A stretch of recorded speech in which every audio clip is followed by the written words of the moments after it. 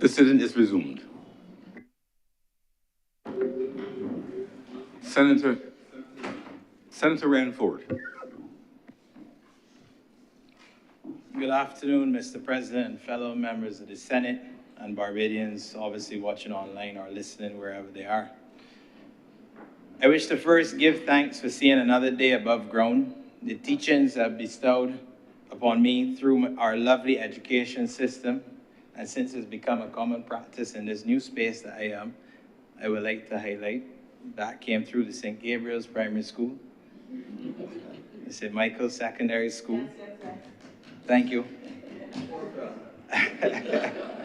As well as the communities I have had the blessings to be raised in, Society St. John, Dover Christchurch, and Chancery Lane Christchurch, as well as the sports that I have had immense pleasure learning discipline, fun, and leadership. Taught to me especially through swimming, water polo, and football. Now I am in another phase of my life as I have journeyed from internship and now focusing on ownership. As I believe we all aim for a better life through creating pathways to generational wealth. Wealth isn't always only financial, but knowledge, experience, and kindness of one's heart, of which you give back to your community and others. And I start with this preamble because I believe it is important that we look at where we have come from, where we are, and where we wish to go, especially as I reviewed the estimates presentations on the appropriations bill, and I am often reminded by those before me, you were selected for your skill set. So speak to areas that you know, and don't try to be that guy who speaks to areas that they're not knowledgeable on. I also am very aware that it is common occurrence because we have a population of just over 275,000, that 99% of us probably have never been taught the contents of the Constitution, nor have an interest in learning it, nor do we understand civic duty. We have the loudest voices of negativity to the actions of a government or opposition, and the quietest voices of support in private towards driving our country and people forward. This also happens in the private sector, and I know this oh so well. I digress, as today is more about the appropriations bill than anything else, Mr. President. However, I feel as though the preamble is appropriate as we look at this bill, and in my case, I speak towards 4 main points today while addressing 1 or 2 other points raised yesterday in the chamber by some of our lovely senators.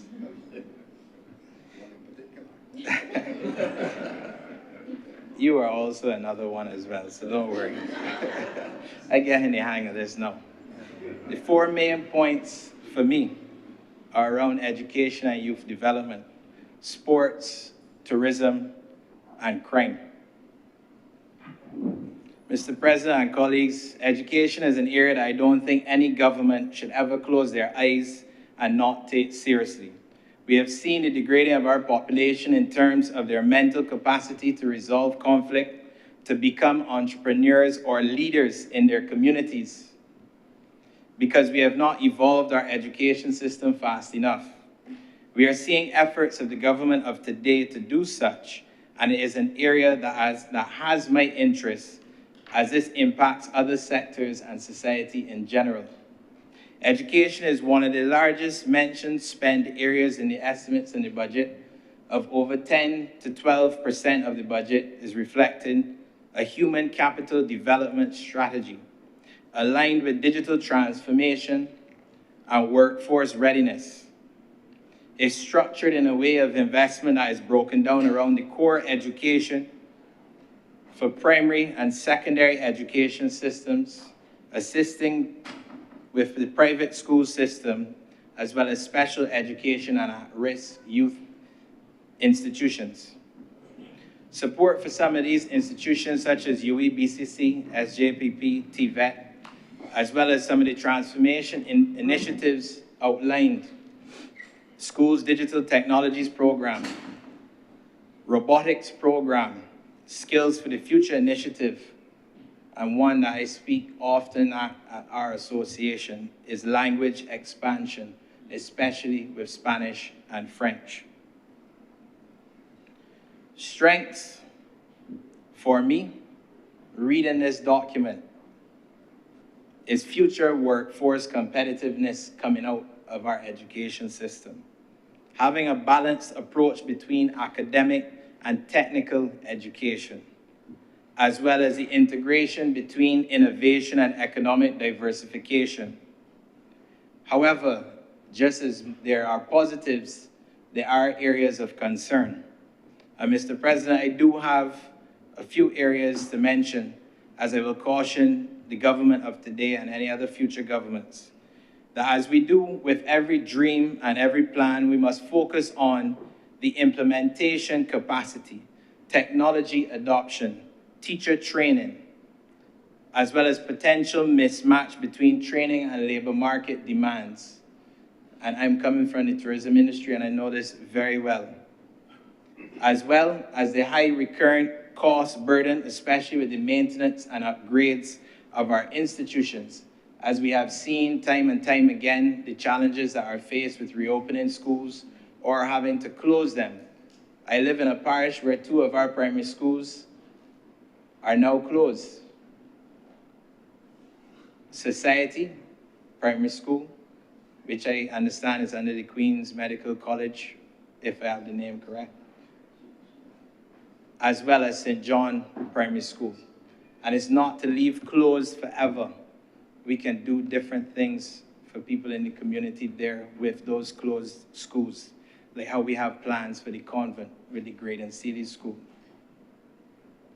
I'm highly recommended that as much as it is a need, we must pilot some areas in batches and then amp up through the years rather than try every idea at once and we don't hit the key targets as intended.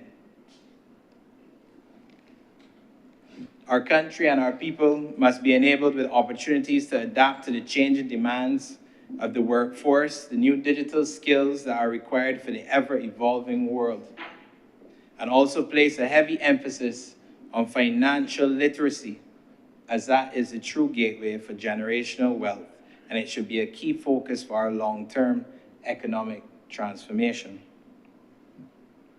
Touching on an area that I have spent over 30 years enjoying, sports, and it's always an area that is always going to be up for a lot of discussion, as many of us in the room would have had the opportunity to participate in sports, whether going as a supporter or athlete or coach at the National Stadium. And now we're seeing those efforts for not just that, but for other stadiums alike. Sport plays a strategic social and developmental role, particularly in youth engagement and national identity. Entities such as the National Sports Council, Sports Development Unit, the Kensington Oval Management, Inc., they have some strategic priorities ahead of them coming out from what I'm seeing in these estimates. Youth engagement and social development is crucial, as sport is a tool for crime prevention and community cohesion. And it is also a tool that can be used to impose discipline, structure, and desire. While we are on sport, we must also look on the infrastructure in order for them and those athletes to become a success. Looking at elite performance and infrastructure development, it also calls for the maintenance and management of national facilities. That will help support for the competitive nature of athletes as well as the sport in itself. And of course, there's always a lot of talk about diversifying from sun, sea, and sand. And I'll get to that a little bit later. But national branding, leveraging the sports for international visibility and tourism spillover.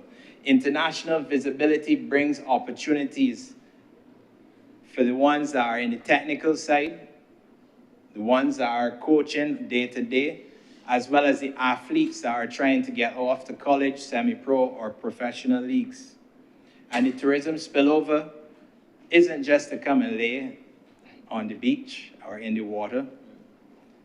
is to bring the competition that the athletes are not getting on a day-to-day here. I could wake up and train and play against the same people every day. Am I going to get that much better? So, Mr. President, sport is positioned less as an economic sector and more as a social stabilizing and developmental tool, particularly for youth engagement. However, with the investment listed in facilities, communities, and school programs, and as a country, we must use that opportunity to advance the development of Barbados' athletes and sports teams in a linked and structural direction. And as a past national athlete and national head coach, as well as playing sports overseas as far as North America and Europe, I am aware of what is needed to invest into the development of sport. I'm also aware of how behind we are as a destination that has a talented group of youth who right now are probably going to play and compete for the next 12 plus years straight before they stop chasing their sporting dreams. We're not blessed with unlimited resources, infrastructure, nor bodies, nor finances. However, we must chip away year on year with adding more infrastructure. And as we add more infrastructure, we must also invest into the development of our athletes, sporting discipline, professional development, and their mental psyche. You don't just get up one day and win. There are future Ronaldos, Messis, Bolts, Biles, Serenas, Phelps, etc. in this world in terms of raw talent, but it needs grooming and spoiled with competition, training, and psychological development. Without boring the floor on how to develop an athlete, as I'm not sure many know how to do such, but I'm sure they will speak about sports in some way or another. I wish to speak towards how far a good dollar being spent on our young people through areas of sport will help guide our beautiful destination into a positive direction, just like that with the arts and technology. And according to the estimates, Mr. President, the Ministry of Sports and Community Empowerment lists 2 key points within their strategic goals listings. And I will quote them directly from the appropriations estimates that would have been listed. To facilitate access to opportunities and services from both governmental and non-governmental agencies for young people and youth and community organizations. And to develop sports into a major economic pillar which contributes to the social development and economic enfranchisement of young people and communities. These are the 2 strongest points that government should be held accountable year on year for, more so than any other when we speak to sports. We are seeing the breakthrough of athletes. We are seeing the growth in sports tourism year on year, and thanks to social media, as well as the sporting tours of our schools and our communities, we are also seeing some of the expansion of the facilities that are being built across the island. Galvanizing our communities and young people on a better path of opportunity is where I am more interested. I've coached over 100 young athletes ages 8 to 19, girls and boys, and not one of them have ended up into a life of crime. And I don't want to credit it to my coaching ability because that's more on the sporting side, but there's an arm of coaching that not many people understand when it comes from a level of discipline and mental psychology training. Their betterment of the fact that they never got into a life of crime was my reward. Because don't forget, when you're in the amateurs, you're getting fake gold and fake silver. So it ain't nothing to put a big grin on your face about, like how some walk around with the bling bling these days. Of course, I did have tough moments, however. I lost some athletes who were always preparing for Carifta, and many of them would complain and say, why, if I represent in my country, I always have to pay to go somewhere and I wear their colors, etc., etc.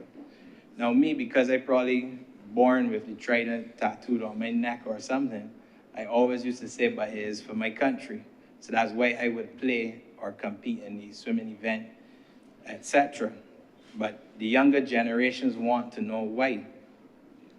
And again, it goes back. Nobody has taught civics, nobody read the Constitution, nobody understands the estimates, the budgets, the fact we don't have oil to that capacity. All of these things are domino effect.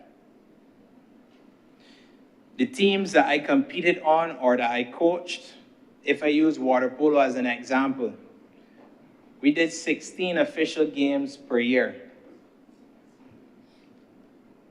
The teams we played against, if I talk about Latin America, around 60. If I talk about Canada, 100. If I talk about USA and Europe, 200 games. There's not enough raw talent out of 12 or 16 games. You could compete with somebody who is roughly playing 200 games. They had to fund to go to other countries. So when you see them in Massey Car Park, asking for $1 or $5 for them to go on a trip, there are other athletes in other countries who are sitting down in a national development center in AC with their foot up, eating the best meals delivered to them while you're outside washing a vehicle to raise funds to go represent your country. So we have to put structures in place. I've also had fears of losing athletes to the drug trade. Not because they would come dare, and they're probably watching this video now, but they would never dare come to my practice high or thinking about trading any drugs. But the allure of money, guns, girls, trips, and high use of drugs among young people, especially our athletes, is worrying in society, especially when I open the newspaper or I'm in my football group chats and I can see young, talented footballers that are being sent up on remand, or cricketers, or whatever sport it is. The fact is, they're an athlete that we need to hold together and groom. I've also had athletes who have thought about committing suicide, and that is a reality. They believe it was a thing to get away from their pressures or the struggles of their community, their households, and their social circles. But we as volunteer coaches are thrown into a well with athletes with this new quote-unquote new breed of parents and other issues, all adding pressure on our backs as we try to climb out of that well. Yet there is no fixed outlet for the athletes to receive continuous psychological support throughout the year unless privately sourced. And this is an area that I wish for the Ministry of Sport to tweak within their budgets, as it is important. And as we can continue through what I am saying, you will see all of the domino effect. Another area on sport that I wish to mention, I believe should become mandatory as we roll out these estimates and we get to budget and then people go off and do their individual projects, is professional development mentorship. We cannot expect 100% of our children to become professional athletes, but 100% can become employable through professional development mentorship. And as I mentioned, a good dollar spent will always be bet on our young people. And I believe now we're going to go through a little bit of an educational session for some. Recently, there were 3 main happenings in the aquatic world all at once. The preparation for the Carifta Swimming and Open Water Championships was ongoing 3 weeks out from the Carifta Games.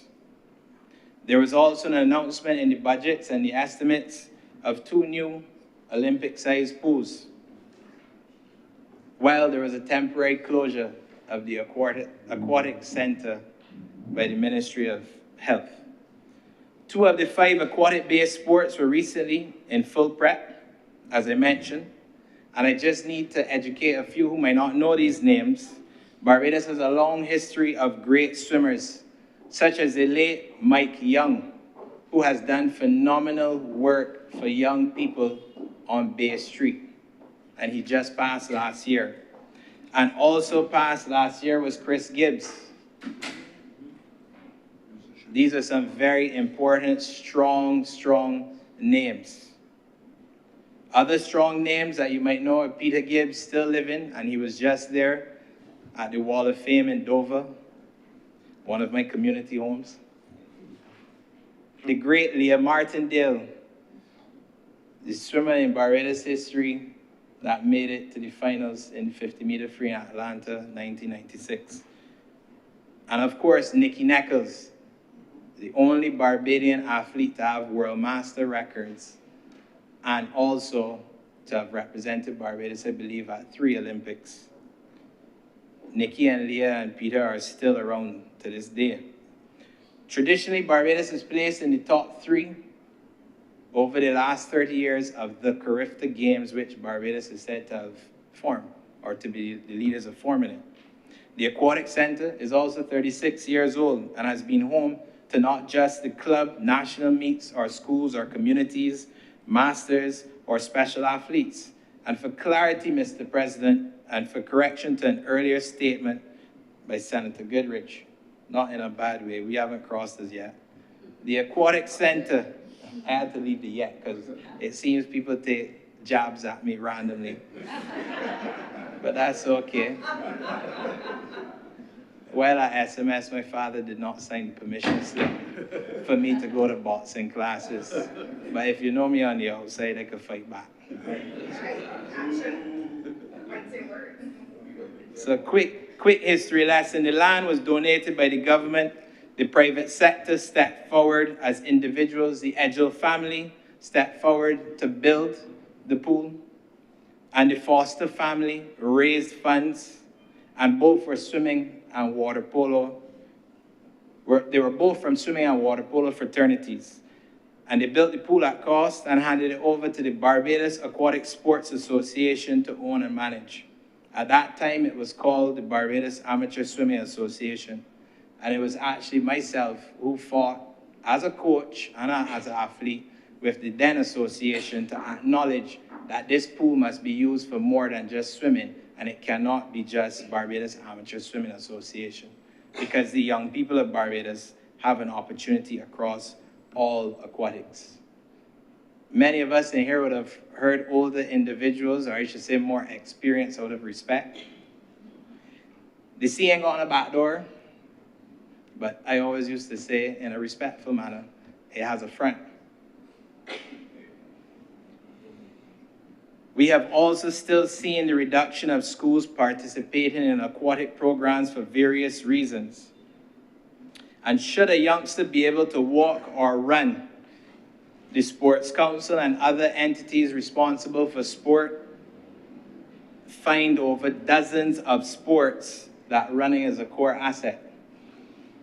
But we shoot ourselves in the foot in the aquatic world by not having a mandatory aquatic program for kids. And the key word is aquatic, because it is a very diverse grouping from swimming, water polo, artistic swimming, open water swimming, triathlons, and hopefully with these 2 new pools that the government is speaking about, it will include diving, as well as scuba diving training. We also do not teach water safety and life safety in our schools and communities. In your time. They teach swimming, not life safety. As a country, we must give our young people every opportunity to be great. It comes at a cost, but again, a good dollar is something that we must look at when it talks to young people. And we must be able to control where that good dollar is spent and at what time. And when I say time, it means if we have the economic resources as well as other forms of resources to do such.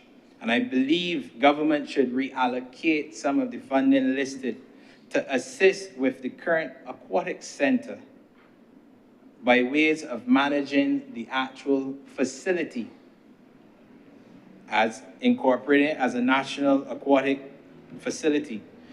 Upkeeping the key infrastructure such as the pump system and the grounds, as well as upskilling the team members that are really and truly the heartbeat of why that place has survived for 36 years in an outdoor environment so close to the sea. And no matter even if we were in St. George or St. Thomas, we're still very close to the sea. And if you know anything about pool maintenance, it is a high expense. Allow BASA to be moved over to focusing on the development of our athletes and the sports rather than becoming maintenance professionals overnight, as it's still a volunteer association.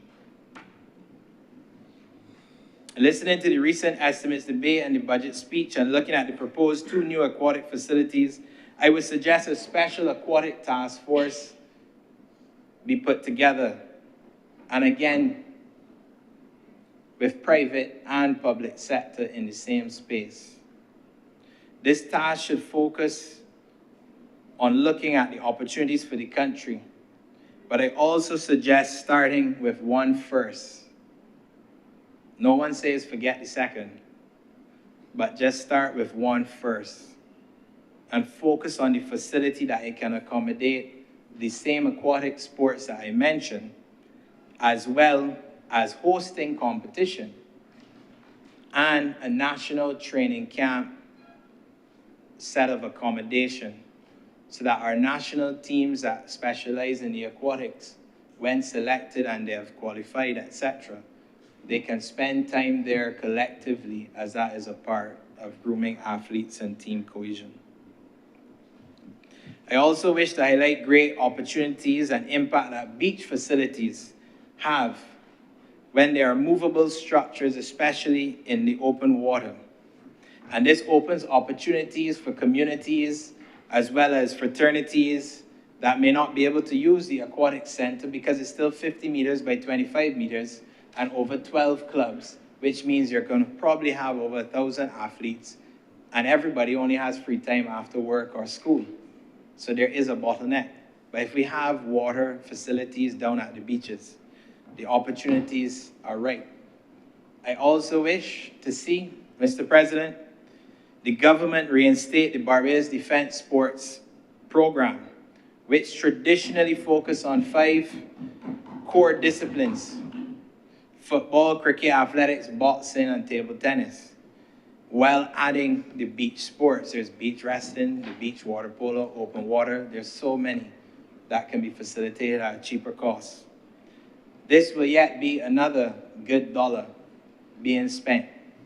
I can tell you, a swim/water polo beach facility is 150,000 Barbados dollars. In 2026, I don't have to tell you what a 50-meter by 25-meter pool will cost. And I'm saying still do both, but let's do things in stages. In the changing times with serious crimes ever so present, it is important, in my opinion, that we get this BDF sports program back up. Not because of the foolish jokes that some may say that our army officials never go into war and that they just play sports and they just train. But when you look at what is going on in our communities and what would have happened with some of my peers that I played football with, playing for Paradise Football Club out of Dover, the whole of Christchurch wanted to play for Paradise. And you had individuals coming from communities as far down as Silver Sands all the way back down to Dover.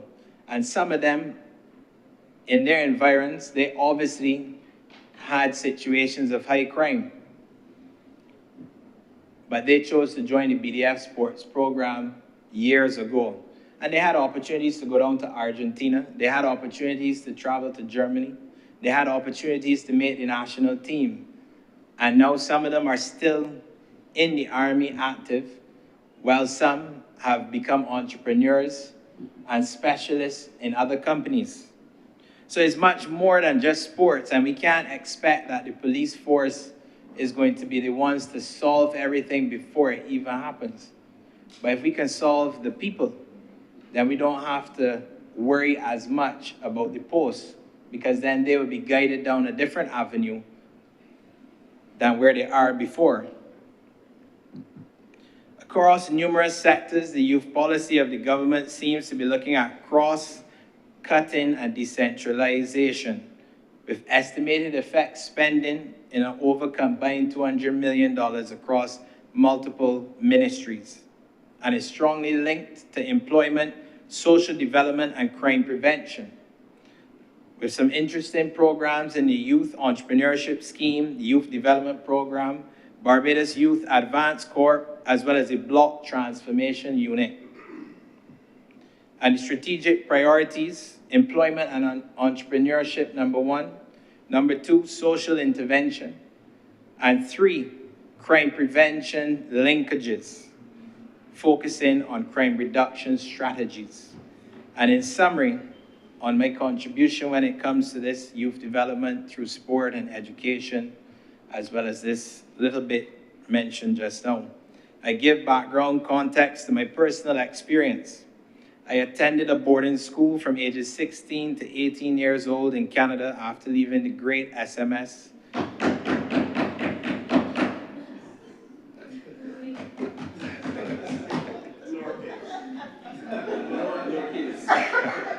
Normally you hear about some other schools, but in more recent times, those schools aren't talked about so much anymore.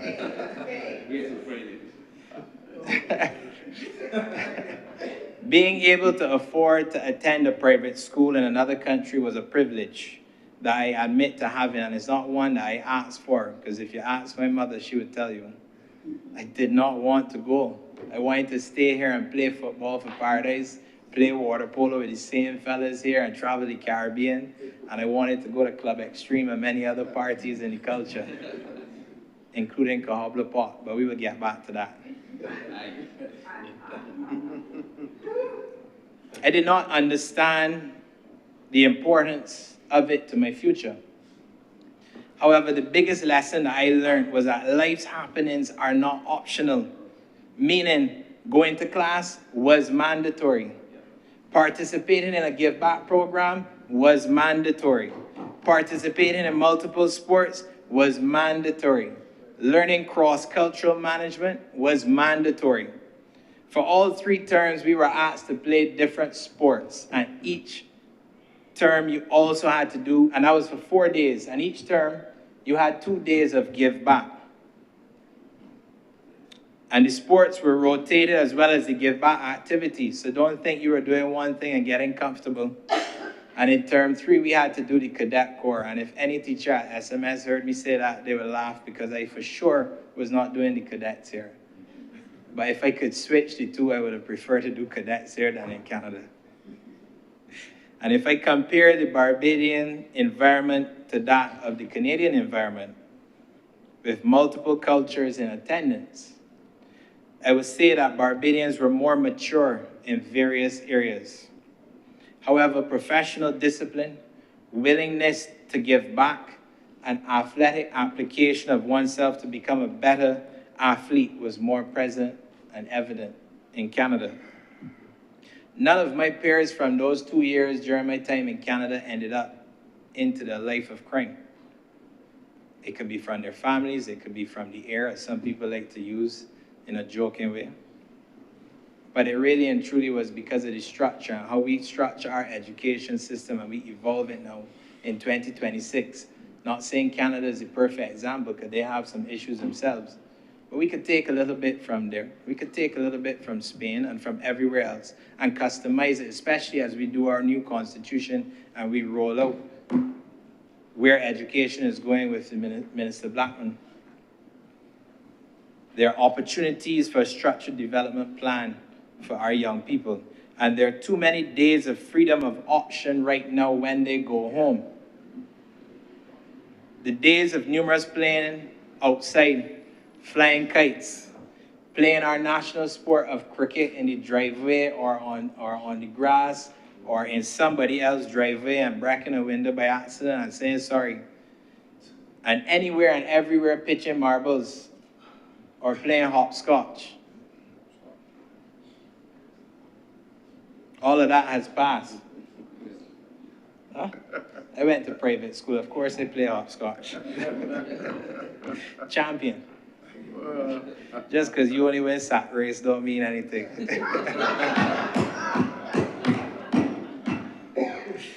There are now too many opportunities for persons to go home and just do nothing.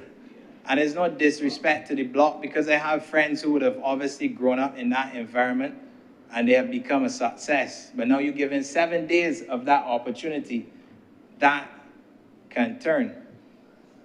And it's no longer seniority on the block. There's no slap round the head and you go home before the lights, before, I think someone yesterday was mentioning days of our lives and the news. Now there are young people that getting out of line and overstepping the seniors on the block themselves, taking pics at them. So our young people no longer have the similar guidance of the community as the days of the past, and government needs to look at making it more enticing to go from a structure of young ladies and men going from brownies and cubs to cadets and sea cadets into the army or the police, while also influencing children into the arts and sports. Government has an opportunity to either handhold our future leaders or let go their hands to fly and hope that they land on their feet. Now we turn our attention to the country's main economic driver. And I think that is why the president called me that Sunday to ask me about participating as an independent senator, to speak towards areas that you specialize in and not speak to areas that you're not knowledgeable on. But it seems not everyone got the same call.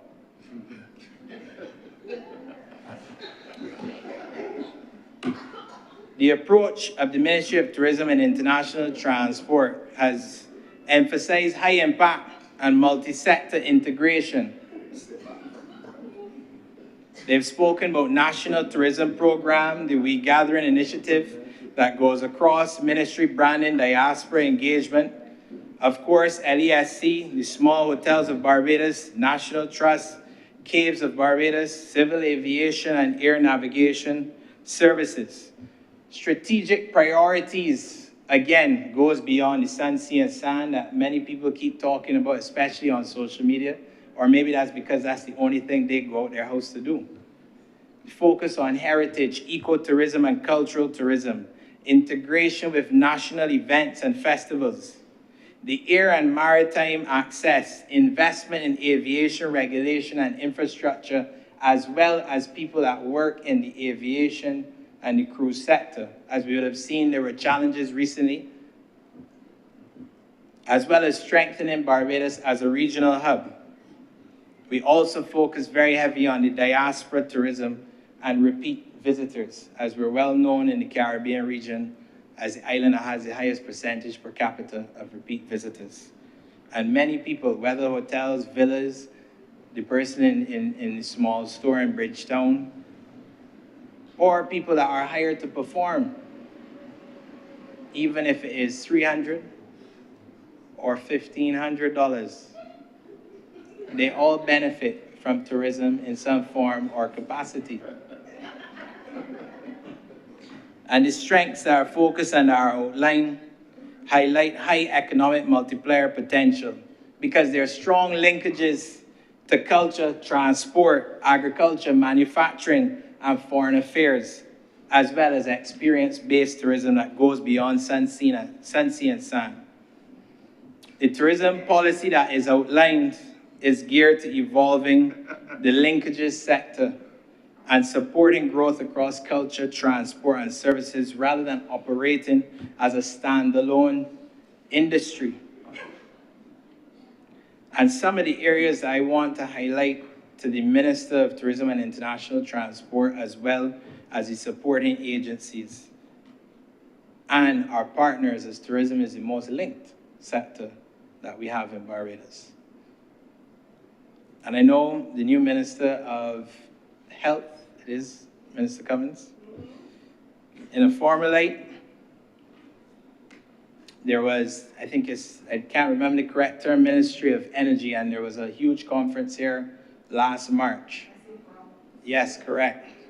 So if I use this as an example of how private and public sector can work, March is one of our best performing months, which means it is a high cost to get into the destination and get accommodation when you are pitching for 1,000+ people. It's a successful event, and I remember working with the same office to make sure it was a success. But this is where the private and the public sector should be called together, look at how we're pitching for these events, and choose the months that we do not do well in Barbados. And this thing going around that half the year the place closed, cut it out. It's so false. Really and truly, September and October are our 2 weakest months of the year. And that is where we should be angling right now to direct a lot of business from a government perspective, as well as from a leisure perspective and private sector perspective. And another area that I wish for the Ministry of Tourism to push very heavy on is our reporting metrics. And I believe, I can't call names so they don't feel it's a job, but one of the senators in here would have mentioned about data capture. I don't know if it was Senator Slocum or Walters. No, you like calling me, but not me. You may be anxious. Go ahead, Senator. I was calling it in a positive way, but that's fine if you don't want it. But working with the immigration and our port of entry to understand who the individuals are coming into our country. Obviously, that is in a perspective of looking at business. It's also looking at the crime situation that we're facing right now. But also understanding where the Ministry of Tourism dollars should be spent from a BTMI perspective in marketing. Everyone on the outside, oh, we should get an airline going to Fort Lauderdale and back. But it does not make financial sense. And I will leave the aviation experts to explain why. And is it that Miami is a transit hub, or people coming from the surrounding areas of Miami? Or is it coming out of Atlanta or Dallas or wherever? If you don't have that correct analysis, our competitors in the region, and I can openly say Aruba, Curacao, Dominican Republic, Antigua, all have better immigration platforms that the next morning we know where people are staying on island, which helps us with our security from a crime perspective. It also helps us understand our utilities build out. If more people are staying in a specific coast versus another, and also what cities for us to spend our money in marketing, because more people are coming from that hub, even if they're flying from a nearby connecting hub. We also must look at how tourism can invest into another data platform for major festivals and events. Too many times we hear, this festival had less numbers, this festival had that. Where is the true data? I had the opportunity to sit in the Cricket World Cup planning as a representative from the Barbados Hotel and Tourism Association. And the data that the ladies and gentlemen put on the screen in that room, there's nothing political between government and opposition that should be spoken about when investing in the level of infrastructure that was built across 3 World Cups. And I believe it might have been both opposition and government at different times. So just know it was the government of the day of Barbados, had nothing to do with a specific government. But the general public doesn't see that, and when they see it, because it's positive, we rather spend time talking about the negatives and taking attacks at each other, rather than us saying, whoa, that domino effect is actually important. Not to say you can't sharpen your pencils, because sometimes there's some spend that obviously is not needed as well. And that is where we need to start putting parties aside, the partisan side or representative side, and think country. So these kind of data capture platforms, I would love for the ministry to look into. That gives you real-time analytics to help us make smarter decisions with that good dollar. And as I've stated publicly before, one of 3 sectors that touches on every corner of society, directly or indirectly, is tourism. And unfortunately, in some spaces, persons use the few negative occurrences in the industry or the calculated economic decisions by a government to influence reinvestment, expansion, and diversification to cry down the main economic driver of this country that supports education, transportation, and many utilities. If you don't know and you don't understand, just say so. I don't know nothing about health.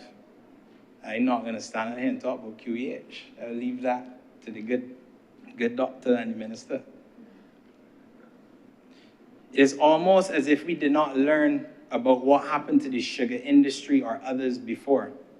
When government announces tourism expansion, it is because of three main reasons: employment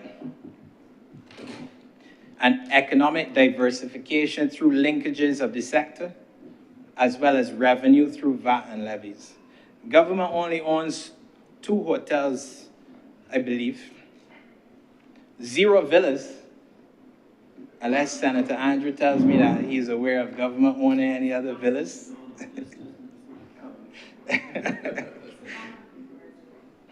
No. 0 restaurants, 0 airlines, 0 tour companies. And majority of the headlines speak to new airlift and a new hotel, both of which isn't the direct investment of a government. And I don't need a personal survey, nor go on a vigilante terrain on another sector to test the waters of how many people in here have diversified their knowledge and understanding of our own local sector that help pay for all of our education, and in some cases our transportation, and our health services, and our utilities. And the key word is help. I'm not saying tourism pays for all, but that is the mindset that we all have to have when we're thinking about a better Barbados, is every sector has to help each other in some form or fashion. And tourism does a lot of heavy lifting. We're not complaining, we're educating. We ask foreigners to go out and enjoy our beautiful island, as well as returning nationals to come home and invest and make lasting relationships with our lovely team members. But even in this room alone, Mr. President, many have not seen the upgraded tour offerings at the Barbados Museum or Harrison's Cave Eco Adventure Park since they were in primary school. Many have never been to a rum barn at Foursquare in St. Philip nor Mount Gay in St. Lucie to understand the rum industry and how that leg of manufacturing is linked to the tourism industry, but they found probably a rum shop. I asked how many people have done a night dive on Atlantis submarine or a moonlight hike on a plot of 300 acres of regenerative tourism country land and finish it with a roast breadfruit from the country and a rum punch at Walker's Reserve. Or have you made pottery in the heart of St. Thomas, the heart of Barbados, in St. Thomas? We speak to linkages, we speak to diversification, and so do the estimates in this case, and I really want us to hold the ministry accountable for that. Yet there's always this negative chatter rather than collective progressive ideas. And I also ponder if anyone in these chambers ever once developed and ran a sporting festival with over 500 attendees, or hosted a conference for the media companies of the region, or a conference for all of the unions in the Caribbean for over 1,000 plus attendees. And I'm not just speaking about attending or performing at the opening.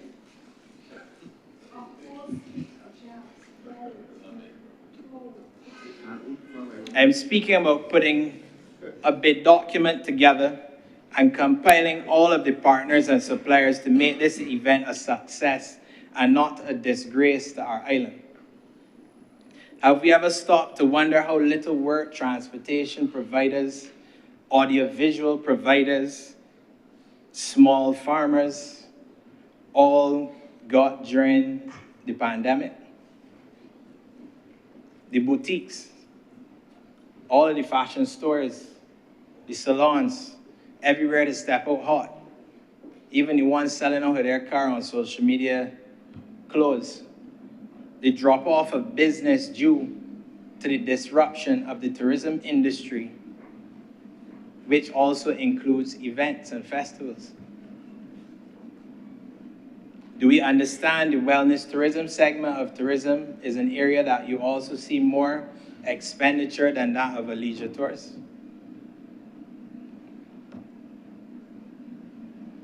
Yet the segment of the industry that relies heavily on linkages across sectors such as agriculture, manufacturing, medical, and others, we need to look at that when we speak about the concessions as well. Yes, it works for other sectors, but there are some small players doing soaps, candles, they're doing beds, and there are a major company out of St. Lucia nearby that has a big hold on some of the other companies around the region when it comes to supplying beds. And these are areas that we need to look at as we diversify. So my point, Mr. President, is that we cannot continue to fight to kill an industry and by masking it as we wish to make it more equitable for all, by waking up daily and just attacking every one of my fellow team members in the industry. Persons may think that they are brought here to interpret one piece of governance with the appropriation bill being that lone piece we are asked to review. Yet the outside world must turn on their radios and television sets to hear appointed individuals belittle a sector they wake up, love, and enjoy. For what, Mr. President? A headline? Attention? I digress. Why are we not creating an enabling society where we address issues collectively and not aggressively? We expect more from our young people, but we don't set the most appropriate example in this room nor the next room. And we've seen it time and time again replayed on social media or when the political campaigns come and you want to pick back up something that was said before. We should be guiding them from internship to ownership, not viewership.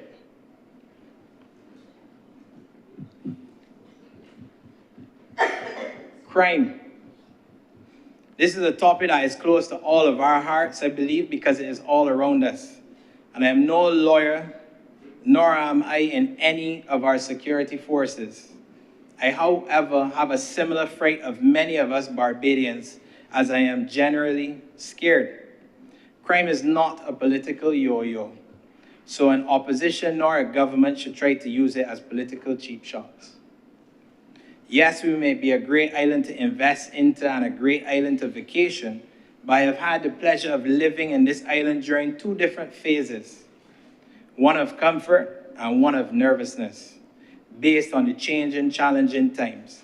The accessibility to guns, to drugs, and the shortcomings of our judicial system have been a major problem. The problem is one that our governments have been attempting to improve over the last decade and change. However, the speed of the criminal is way faster than the government system. Crime and public safety is set to receive significant funding, I believe in the range 500+ million, with an aim at combining enforcement, justice, and prevention systems.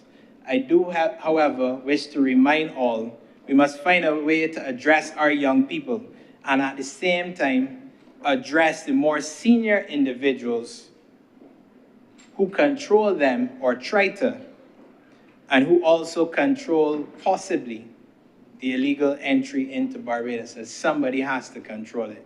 It doesn't just show up. And as I said, I'm scared for myself, but so are our communities and our businesses, and I can say that for tourism as well. Surviving the COVID-19 to then face crime, at least one of them we can try to control. In another setting on crime prevention, I will speak further as it has the potential to cripple our communities and our economy. However, I hope that the estimated budget for crime prevention is spent wisely and as outlined in the 3 strategic priorities of balanced crime strategy, which includes enforcement, prevention, and rehabilitation, institutional strengthening, investing in forensic science services and legal systems, as well as the human resources side of our security forces, as many of them are understaffed. Some of them are not motivated. And the social intervention linkages, the integration with youth and community programs. And finally, and as I close, I have broken down the 4 key areas of interest that I spoke to. Tourism, being an economic engine with linkages to other sectors. Education and youth, human capital development for a better Barbados. Sports, social cohesion tool that can develop our people professionally and improve the lives of communities, as well as crime, the integrated enforcement and prevention system that must go hand in hand. For a country of 275,000 plus people and prevention systems, for a country of 275,000 people, an estimated only 200 people partake in civic duty, well over thousands and thousands of people on social media rather communicate negative attacks towards all of us at some point during our time. I must commend all of you for being bold enough to step forward, not just for yourselves, but for our people. Whether you do it for a short time or a long time, rotated, fired, whatever.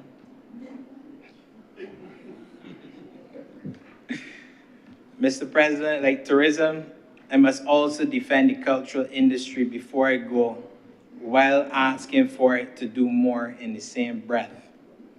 My colleagues have highlighted that we are approaching the 60th year of independence, and there are some areas within the estimates, the appropriation bill, and that were spoken about in the budget. I don't need to go over all, nor will I belittle one company on the floor of the Senate out of respect. Friends of all satellites in there. I will, however, ask the minister responsible for our cultural industries to please look in to how Barbados can evolve its national festivals, how it can give better assistance to artists and promoters in terms of infrastructure, the locations that government have invested in and operate, as well as timely payments. And this isn't only just for the government, also in the private sector, as some of us in here are also promoters and we understand those stressful times. And also, how can we evolve our main festival, Crop Over? Entertainers are not the only individuals participating in the culture. As I remind Senator Slocum, so are the promoters, as the minister is aware as one himself, as well as my colleague, Senator, due to the TV, I'm not sure if to say opposition senator or independent, but I know you are a senator and you're a good man because your name is Ryan. Exclusively for that reason.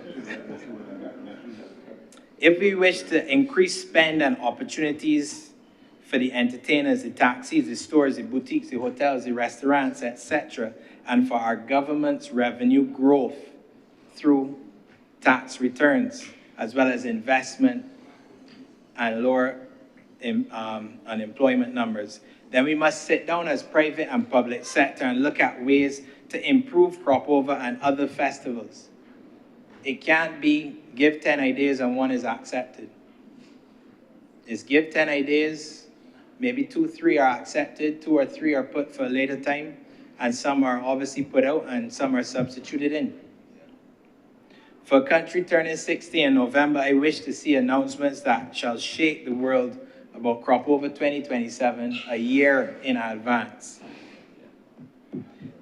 Senator Slocum and Senator Walters raised their concerns for which some I agree with and some I do not agree with, while I also openly say to them, as well as the unions, as I've said before, you have my number. You don't always need an audience to perform. One can work collectively to address and improve where improvements are needed and give a standing ovation when it is due. Theater is for entertainment, while true advocacy is for our people. With that, Mr. President, I close.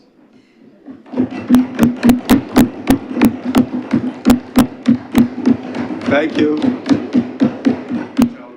Thank you very much, Senator Ford. Senator Janelle Odell.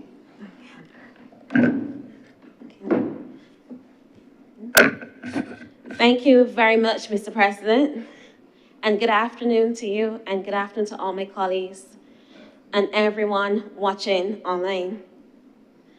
Mr. President, as I rise today to deliver my maiden speech in this honorable chamber,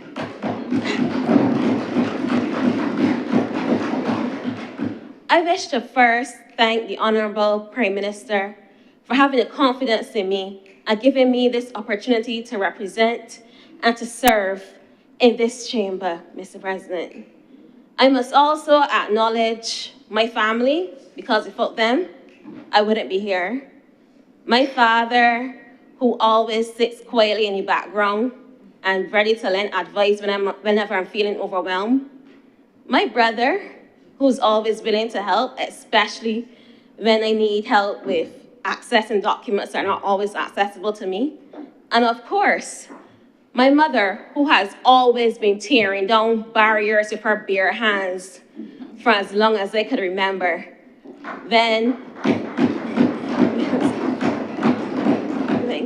When I was told that I could not receive a mainstream education, she did not take that for an answer. When I was at Combermere, she was seeing a mile ahead and was already preparing for me to be an attorney.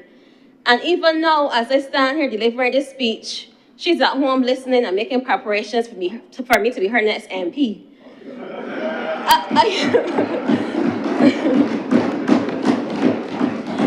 I am not fully certain about that one, but I still have to thank her, because without all her support and pushing me, I would not be here. And for all her prayers and the prayers of my family and from my pastor and my congregation at the Ellerton Wesleyans, I thank them for their support. Mr. President, for years, I have been a very strong, vocal advocate for persons with disabilities.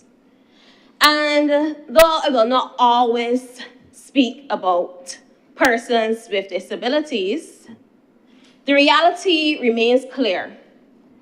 Persons with disabilities live in this community, go to school in this community, work in this community, have friends, family, caregivers in this community, so that every piece of legislation, every policy, every decision we make here in this chamber affects persons with disabilities. So although I might not speak about persons with disabilities all the time, my focus will always remain on equality and equity, because in an equitable and equal system, we all win. Having said that, I want to indicate my full support behind this appropriation bill. And I will do that by speaking partially on the Ministry of People Empowerment and Elder Affairs, and then on the work of the Ministry of Education Transformation. Two ministries, the work of which is very close to my heart. I will speak now, partially, as I said, on the Ministry of People Empowerment and Elder Affairs, because I know my colleague will speak on that another time. Mr. President, I support this bill not because it's perfect, because no bill ever is, but because it reflects direction. It reflects reform. And more importantly, it reflects a moral decision about who matters in this country. At the heart of this bill is a clear signal. We are no longer contented to manage vulnerability, but we are restructuring how we respond to it. The investment and funding of the Social Empowerment Agency on the Ministry of People Empowerment and Elder Affairs is not administrative tinkering, Mr. President.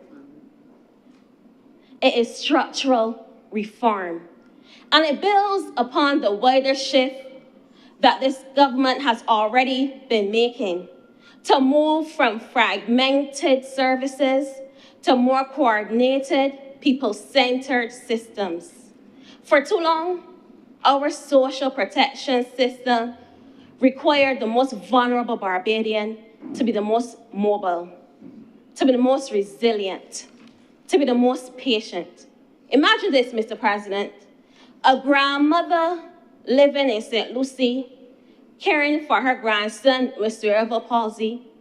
Under the old system, she would have had to visit the National Disability Unit, the National Assistance Board, the Welfare Department.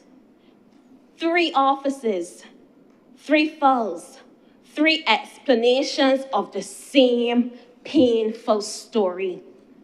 But this new model says 1 door, 1 assessment, 1 coordinated plan. And that, in my opinion, is dignity. And so I support the significant allocation for the Social Empowerment Agency and the funding for the client centers across the parishes in Barbados. Because access is not charity, access is justice. But Mr. President, support does not mean silence. It means strengthening. If this new model is about transformation, we must be able to measure transformation. Because this government has already shown a commitment to accountability through mechanisms such as the people assemblies and national consultations that bring citizens directly into governments. And I'm sure we'll go even further. But we must be able to say next year, for example, how many families exited long-term dependency? How many individuals moved into employment? And how many households were able to improve their housing stability? Because, Mr. President, empowerment must be something we can point to, not just something we hope for. Let us speak frankly about aging. Barbados is no longer an aging society. We are a rapidly aging society. 25% of our population is over the age of 60. And by 2050, half of our people will be over the age of 65. That's not just a statistic. That's my aunt, your neighbor, the former teacher of your children, Mr. President. So I commend the investments, Mr. President, in the Sterling redevelopment, expanded home care services. I commend the community elder care programs.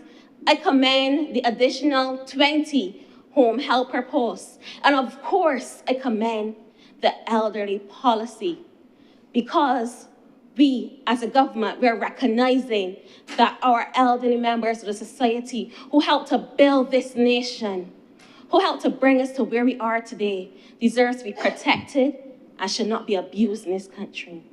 And these proposals will continue to move Barbados from just having institutionalized care towards dignity in community.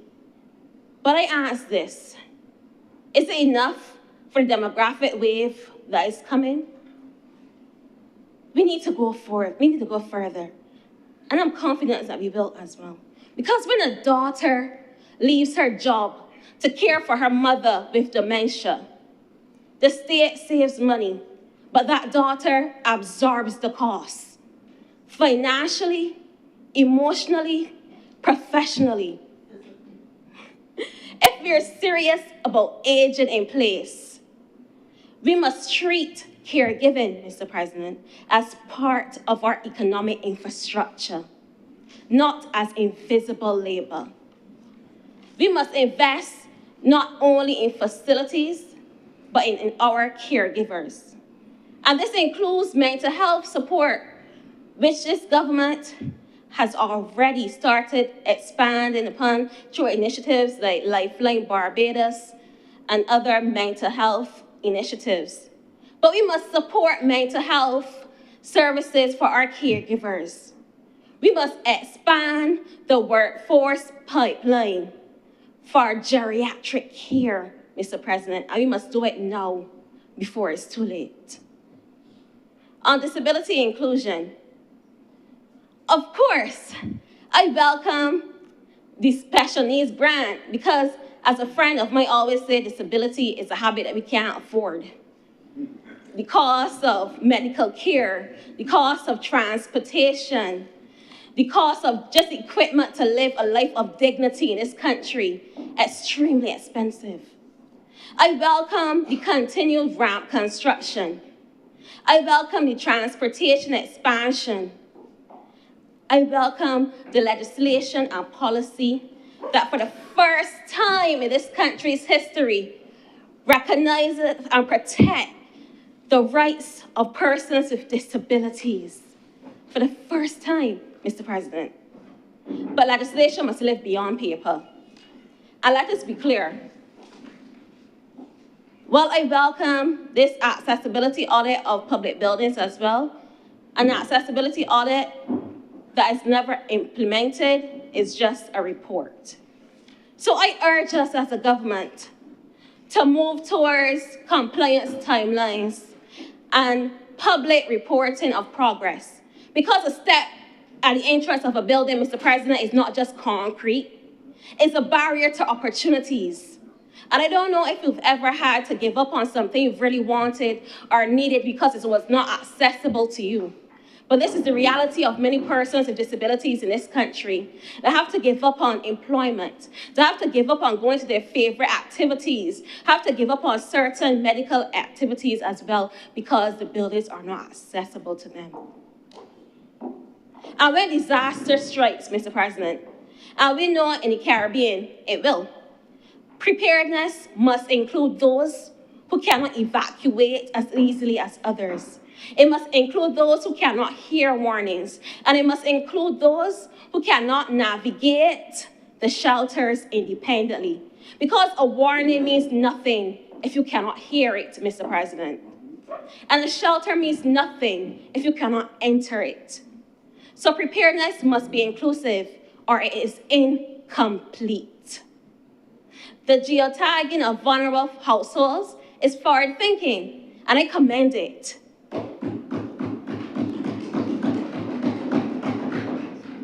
But we must also ensure disability-responsive drills and fully accessible shelters.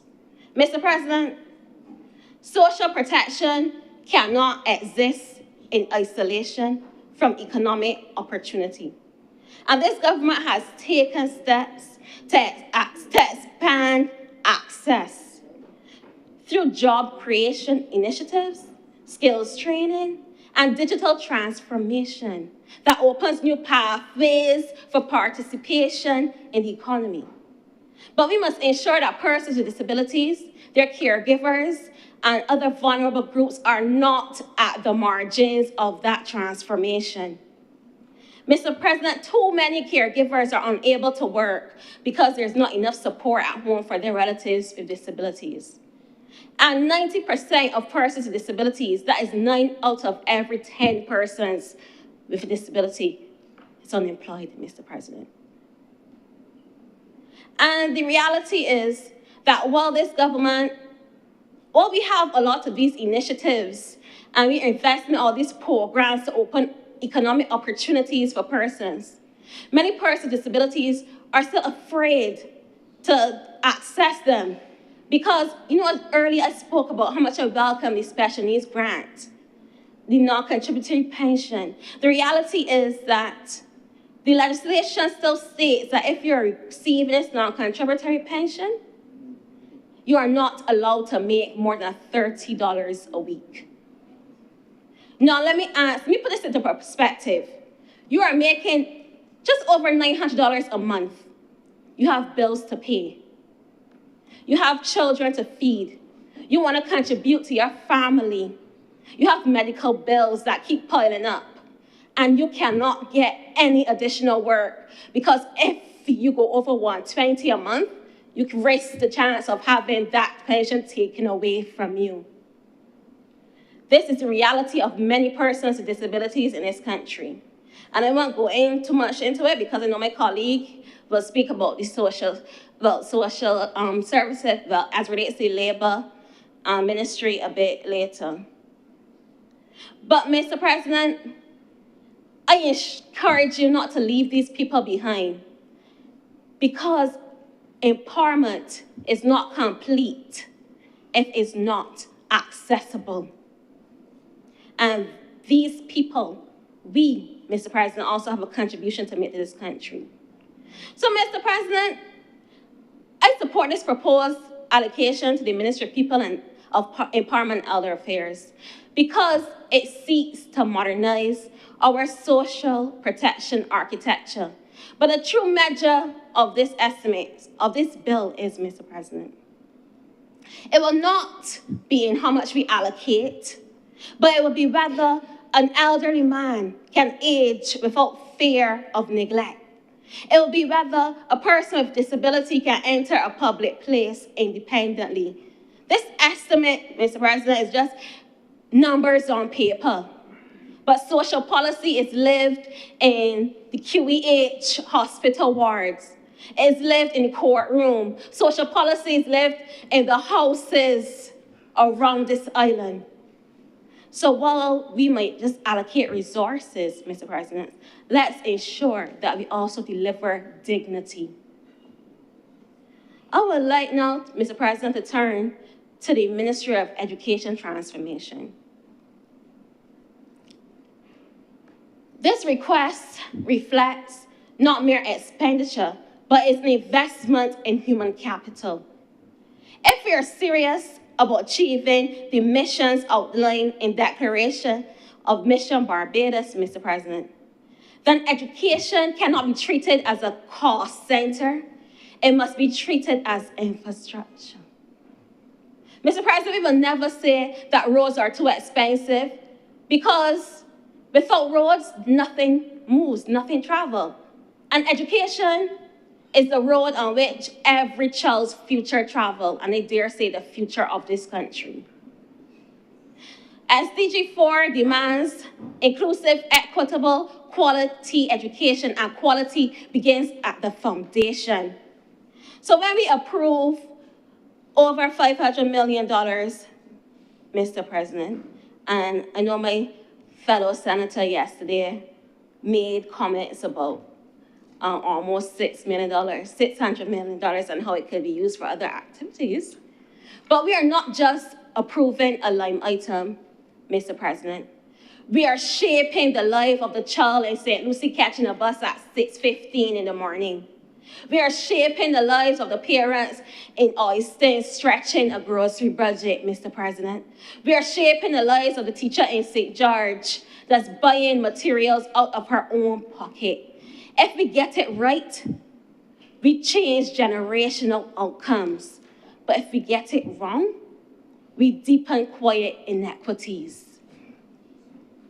I'm in full support, Mr. President, of the transformation already on the way, such as the expanded screening programs for learning and sensory challenges to increase support system within schools. I'm in full support of the breakfast program as proposed because I always say, you can't really learn on an empty stomach. I'm in full support of the minister's proposal to make curricular activities mandatory because I know, and I know a lot of us know, that this curricular activities help to shape us to be well-rounded citizens. It was in the debating club that I learned my passion for public speaking. It was in Girl Guides that I learned discipline, how to push beyond my limits. And it was in Calmere School Band that I learned that playing music was not my talent. But I would not have known that if I hadn't tried.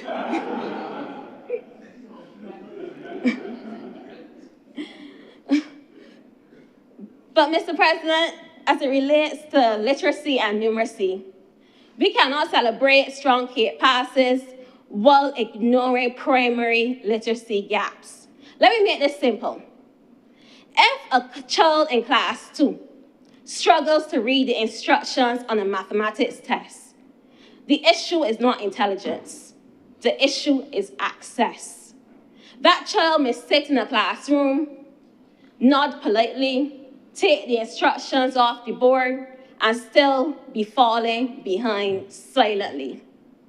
By the time we notice in secondary school, we will not have to fix a small crack. We will have to rebuild a whole foundation. So I'm in full support of the expansion of structured literacy, and of course, the proposal to strengthen numeracy training. But I will recommend that we also publicly track numeracy at age 7, the same way we track tourism arrivals or GPD growth, Mr. President. Because reading fluently by class 2 is as economically important as any fiscal indicator. On teacher quality, Mr. President, one teacher changes 25 lives. We are investing in partnerships with the Commonwealth of Learning and the Columbian University. That's commendable. But here's the reality. Every single Barbadian adult can point to one teacher who changed their entire trajectory. One teacher. Not a policy, not a strategy document, a teacher. The teacher who stayed back after school. The teacher who refused to let you give up. The teacher who saw potential in yourself when you had not yet seen it for yourself.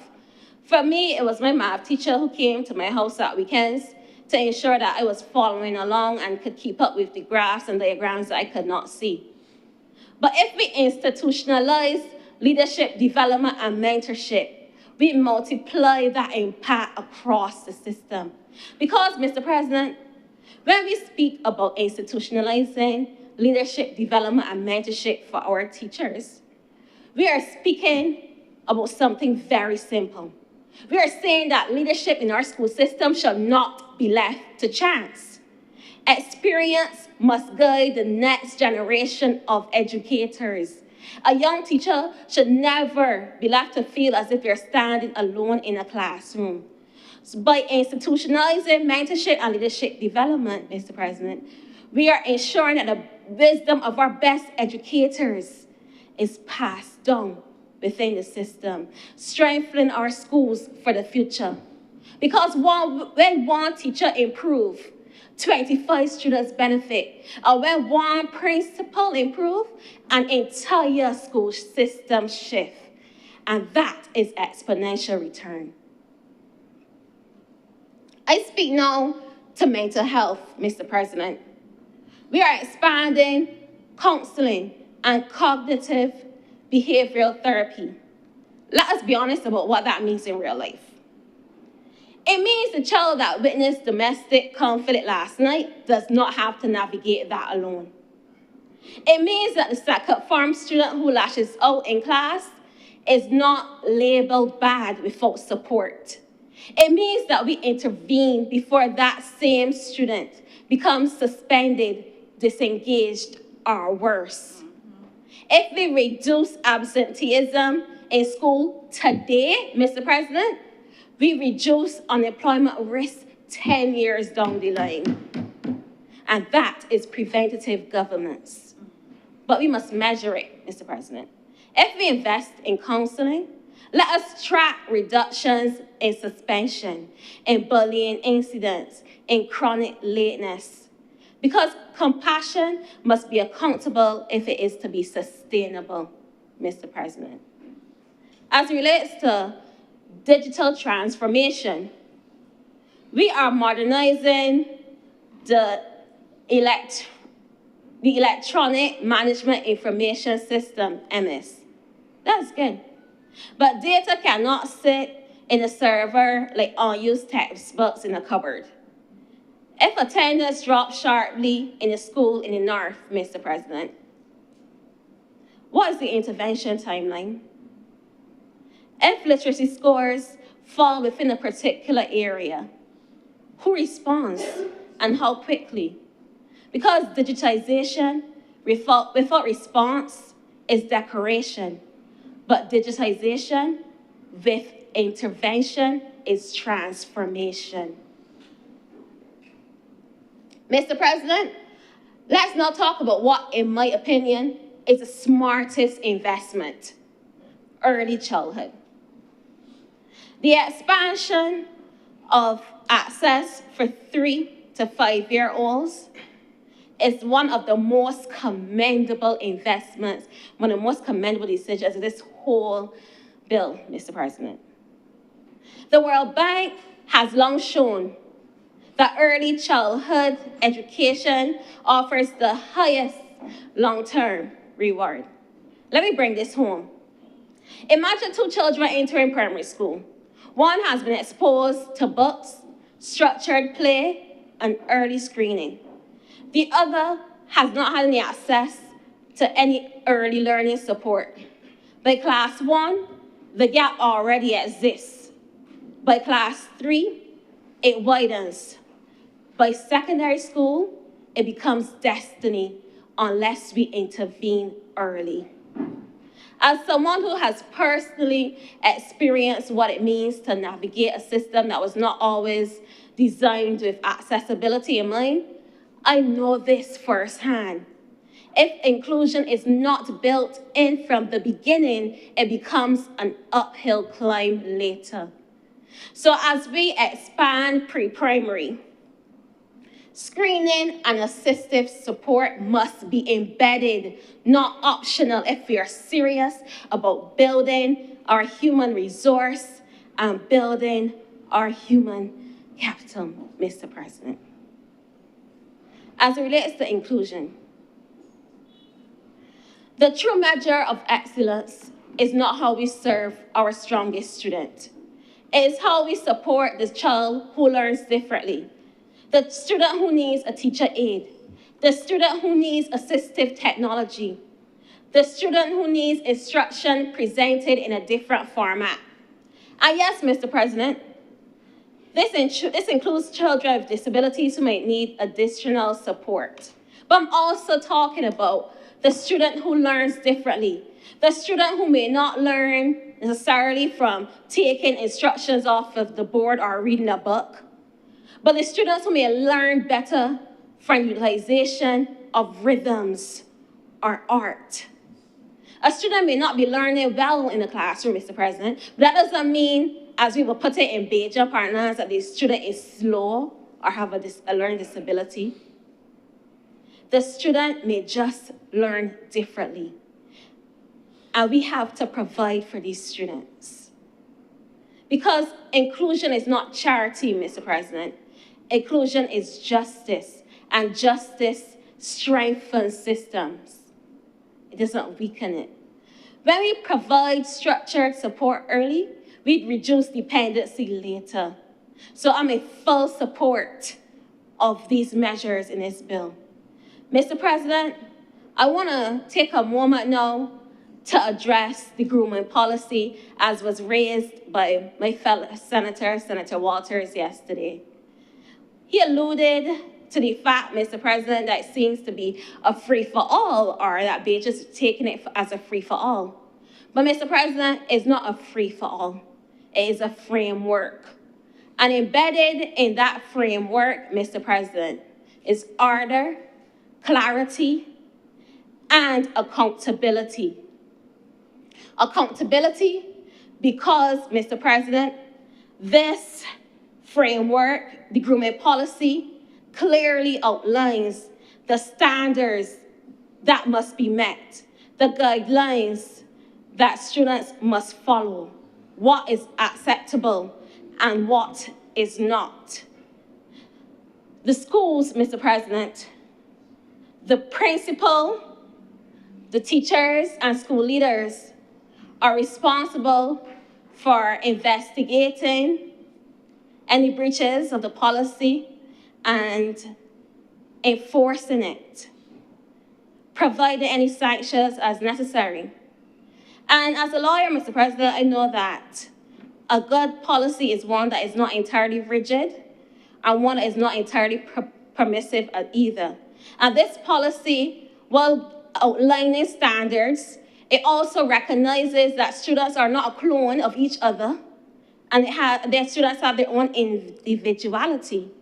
But Mr. President, with any right, with any privilege, with any opportunity, there is a responsibility. A responsibility for parents, Mr. President. A responsibility for students, Mr. President, to ensure that these students fall between the guidelines. I don't know if my fellow senator has any children, but I know that when I was going to school, at Combermere, I ain't getting into that one. But I know that when I was going to school at Combermere, I might have a little red in my hair now, but I couldn't leave my mother's house with no red in my hair. Because my father is very quiet. He would just say, you know, the school got rules. My mother would say, you are a child, take your child's place. So we as parents, Mr. President, we as teachers, we as parents, as aunties, as uncles, we have a responsibility to ensure that our children follow the guidelines. And we also have responsibility to respect the schools, Mr. President. If we do not agree with a decision a school has made, we have a responsibility to take the right steps to address it, Mr. President. And I know that the Ministry of Education Transformation is in the process of releasing videos and other forms of communication via the radio and social media to ensure that we all are clear with what these guidelines are. And I urge every one of us to read them, follow them, and be our children's keepers. Finally, Mr. President, I would like to address infrastructure. We are investing in climate resilient structures from schools to national infrastructure. Because resilience is no longer optional in a climate vulnerable Caribbean state. But infrastructure must also reflect dignity. Because classroom is not just a building, it is a message. A leaky roof during rainy season can distract learning. Broken fans in the September heat, and we know how hot the September could be, can reduce focus. And insufficient sanitation supplies undermine dignity. And this, Mr. President, is why our government now is ensuring that construction occurs at our schools year-round and not just in the summer. Because our children interpret environment as dignity. A well-maintained classroom says, you matter. And that message, Mr. President, affects performance more than we often admit it. So now I would suggest, Mr. President, that we also incentivize our students to keep our surroundings clean. I spoke to my father about this a couple of days ago. We were having a conversation. My father is a retired teacher. And when I brought up my opinion as it relates to incentivizing children to keep surroundings clean, my father believed that the only incentive children need to keep their surroundings clean is to know that they wouldn't be flogged. Because they should be flogged if they don't. The reality is, Mr. President, we have students today still putting their garbage in the desk pockets. We have students dropping the garbage all over the place, Mr. President, and they're surprised when they see rat droppings. And they won't keep noise. Exactly. But we need, Mr. President, to show our students that cleanliness is next to godliness and that there are benefits to keeping their surroundings clean. A child, depending on their age and development, may not understand automatically the benefits, the health benefits of keeping their surroundings clean, but that child may understand that they're getting additional grades for their cleaner efforts. Or they may understand at the end of the term when their cleaner efforts earn them recognition or an award. As I close, Mr. President, I support this bill because I believe that education is the most powerful equalizer available to Barbados. But equalization does not happen automatically. It requires vigilance. It requires measurement. It requires courage to adjust when something is not working correctly. A child entering nursery in 2026, Mr. President, will graduate into Barbados in 2041. The question is simple. Will that child inherit a system that merely functions or one that truly transforms opportunities? That is the weight of this debate, Mr. President. And that is why I support these measures, Mr. President, with conviction and with responsibility. Because transformation is not measured by the amount of initiatives launched. It's measured by the amount of children whose life trajectories change. Whose life trajectories change. It's measured by how we care for those who help to build this country. It is measured by how we allow every single citizen to contribute to this island. Because at the end of the day, Mr. President, Barbados will not be judged based on the promises we make. We will be judged according to who we choose to empower, who we choose to protect, and most importantly, who we choose not to leave behind. And with that, Mr. President, I'm obliged.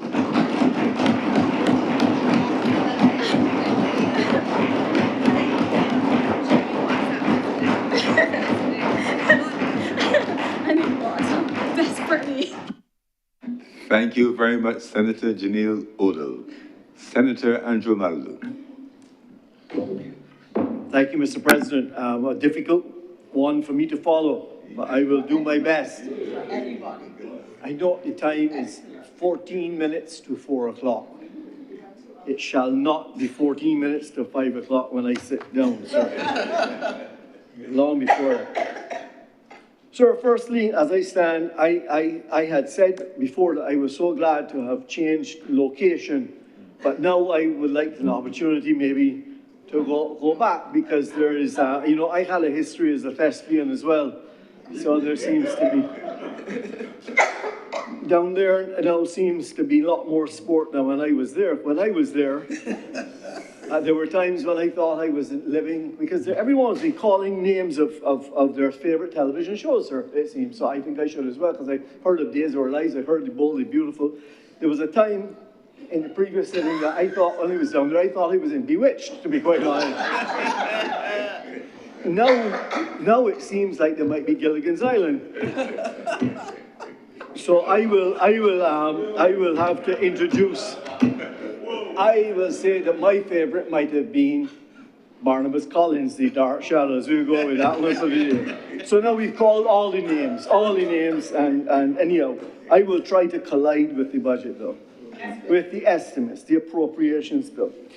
And in so doing, I want to start, I heard from Senator Sinclair, who is very knowledgeable in both places, it seems. But I want to start by fundamentally disagreeing with what he said in admonishing the opposition senator, I think it was, who spoke about the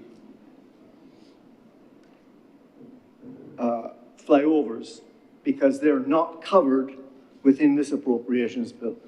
And sir, I disagree fundamentally with Senator Sinclair on it, and I want to say why. The appropriations bill speaks to governments spending for the next year. And anything that they propose to do is on the table. We can speak about anything as far as I understand it. So if you are going to say in a estimates debate or in somewhere else that you are going to do something, then I must be able to find it in this big document here, because it's got to be funded in somewhere. And if it is not in there, then I guess I can speak to it because you don't plan to fund it. But this was the one opportunity, and hence we have 1 hour, which I shan't use, sir, because it's the one opportunity where nothing is off the table. We can speak about whatever we would like, as long as it's to do with things that the government plans to do or not plans to do. That is my understanding. So I may be redirected, but I would disagree with Senator Sinclair on that matter. I would like to say I was very pleased when he when he told us, one of my favorite sayings actually, is he said it in a different way. He says, we must remember that cost is what we pay, but value is what you get. And I talk about that a lot in the area where I generally practice in real estate, when people ask me about what the value is. And it depends on if someone is selling or someone is buying. Depends on if they've just received their land tax bill as to what they think the value of the property is. And a different conversation when their neighbor says that they want to buy it. So value is what you get, cost is what you pay. But I think as taxpayers, cost is not what we're focused on. You in government have a responsibility to deliver value to us. And if you don't deliver value, that's when we can start to talk about it. So your plans here are about what you plan to do, but we expect value for our money as taxpayers. I will finish my opening remarks before I get to my substantive remarks by saying that in some respects, when we hear Barbados is a big, complicated engine to run, 6 billion Barbados dollars, I want to put that in perspective, that is approximately 2.5 days of revenue for a company like Apple Computer. It's not that complicated. You can do it. That is a company that's run by 12,000 people in the core headquarters. So we can do it with the right systems in place. It is more complicated, government accounting, that is true. I am an accountant, I understand the slight difference in accounting. But sir, where I'm going to spend my time on, and the entire theme of what I hope I speak to, is going to be simply discipline. And I want to talk about discipline in the private sector. I'm going to start there. Discipline in the government and the public sector. And discipline is about what we really want. And is it, in fact, what we really want in Barbados? Do we really want the discipline? I find little evidence that really and truly, as a culture, as a people, discipline is what we are prepared to want and to do. Senator Niles spoke very well on planning. I will endorse everything he said. So I see planning and budgeting, excuse me, is what you spoke on, sir. Budgeting and the difference with it. And it was within the private sector, we look at it from the point of view of we budget, we allocate responsibilities for it, we look very carefully at the execution, and finally, we always hold someone accountable because you put a name to everyone. So when you plan, when you have a budget, you put a name onto that, you hold that person responsible. They're responsible for the execution, and then they're responsible for they're accountable for it. We have to be careful that these additional appropriation bills and so on that come to us, they separate accountability and execution from the budgeting process. We have to be careful that when we make decisions, we can sometimes make bad decisions at the outset so that we are planning to spend the money poorly. We can sometimes execute it poorly, and hence the money is spent badly. We can sometimes waste time with projects. All of these things can happen. But my fear is that some of this is becoming systemic or endemic or ingrained. It's a part of our culture now. We're not accountable for it. I am not going to speak to that overrun or not overrun or wasn't budgeted for or not budgeted for. I can't think you can win on both sides. It can't be not an overrun and you did something you didn't plan for. It's got to be one or the other. So you either were bad at planning or you're bad at budgeting. One or the other. Both can't be, you can't avoid both arguments, in my opinion. So where we set timelines for getting things done, whenever from the private sector it seems that government department is in the chain, the private sector seems to reach roadblocks, and we are seen to often be fighting, not on immigration. You've heard me say that many times. That's been fixed. Passports, immigration, we are world class. I'd like us to be world class everywhere else. And I will come back to a couple of those departments that perhaps stop us from being world class.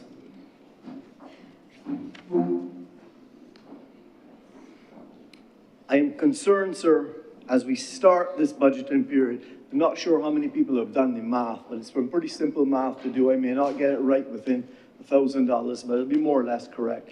If I asked you today, how much money do you owe personally as a citizen of Barbadian? What's your portion of the national debt? Anyone in here have any idea? I suspect some might not. Every single Barbadian, let me let you know, if you take the national debt, you divide it by the number of Barbadians we have, we owe $54,000 each. That's what you owe, Senator Archer. You owe $54,000. And if you have a child this week, next week, or the week after, they owe $54,000. We need to remember that that debt that we have, that national debt, belongs to someone. It belongs to all of us, and we have a responsibility not to keep building it for our children.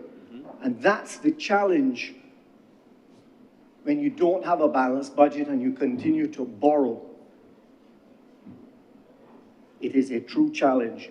I personally would not like to think that when my mom and dad died, they left me in the will and said, "Dear son, good news for you. We've left you $54,000 in debt."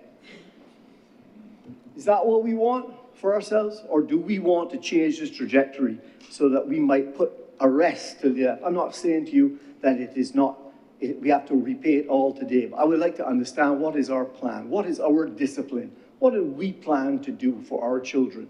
Do we plan to leave them more in debt than we are? Or do we have a plan to help them to get out? And remember that we've all been told that our population is shrinking in Barbados. We know that to be true. So guess what? It's going up every time the population shrinks as well. There's more and more of a burden on us.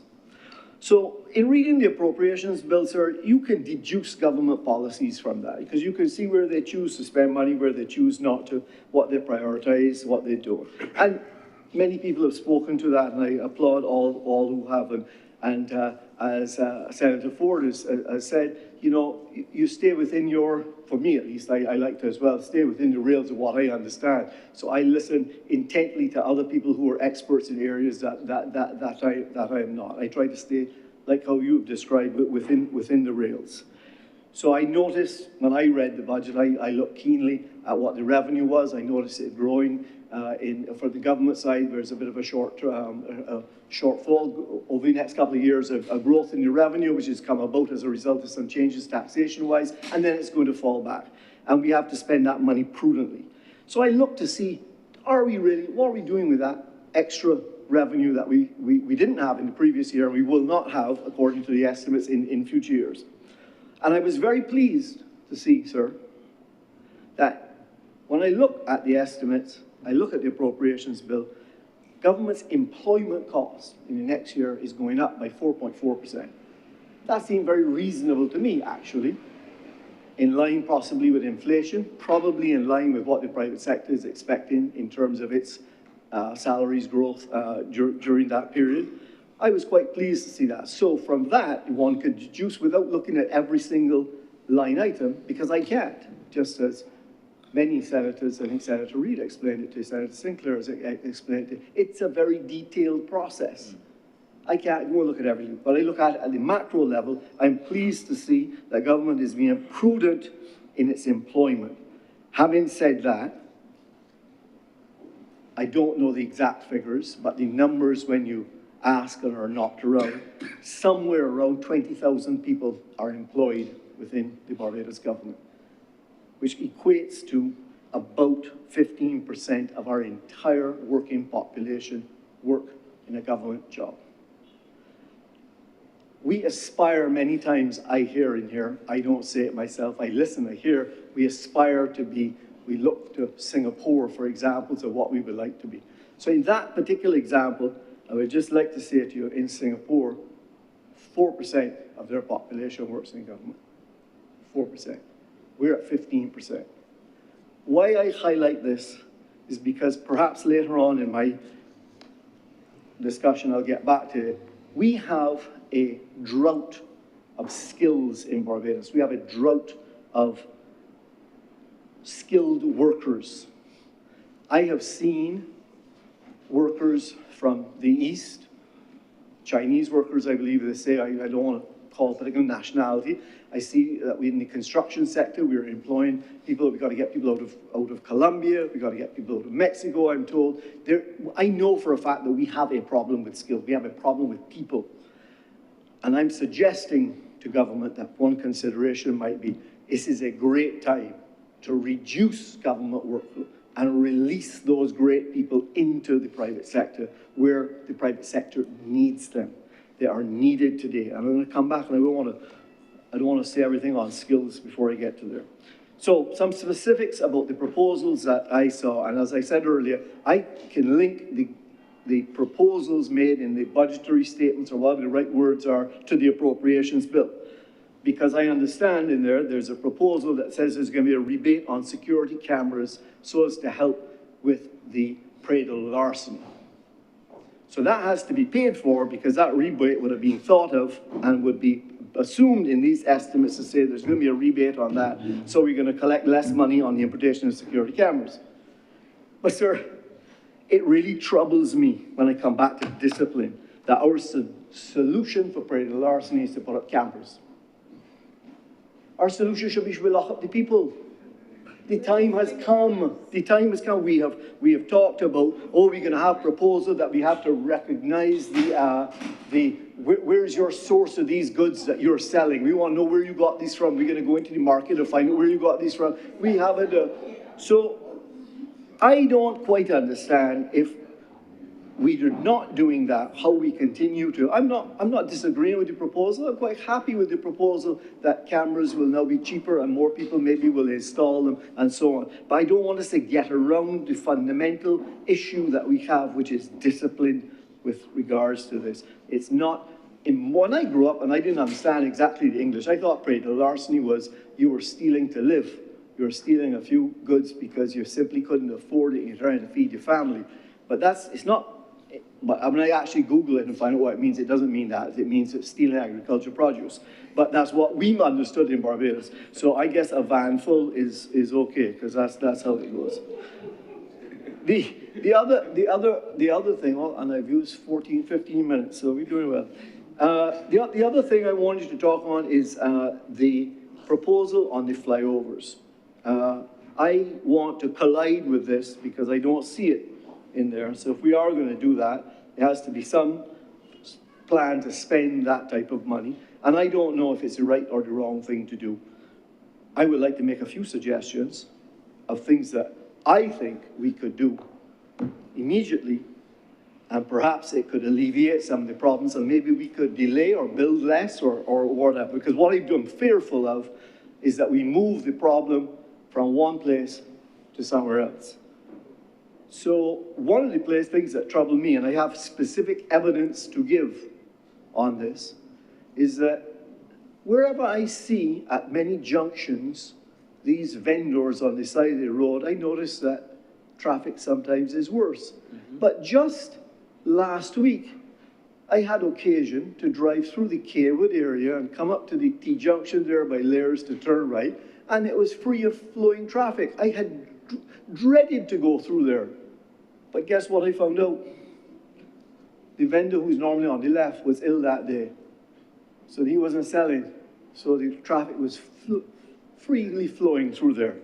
We need to deal with some of that issues. We need to deal with the traffic light at Westmoreland. When it flashes, there is no traffic. We need to deal with the situation where people are blocking roundabouts when they can't see to get through the other side. All other countries will have, many other countries will have the yellow box that's painted. You don't enter until you can see your way out. How many of us have sat coming from Warrens, going to the south of the island, and you get to the roundabout, I call it Conmere, but I don't know what, the right round, Wardford Junction, I guess it is. You get there and you're stopped. Not because there's traffic at the other side, it's because everyone going towards Hothersville has blocked the road.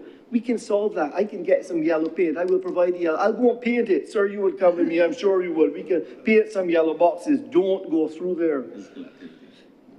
Don't go through there. We should put some signals in some roundabouts, all kinds of stuff. I'm not going to dwell on this. The point I'm trying to make is the discipline that we need as a society. If we are going to solve these problems, we don't just need to build something more. We could start by having some better discipline on the roads, which might, in fact, address a significant portion of the problem that we have. I would like, and I'm calling on, and I will use my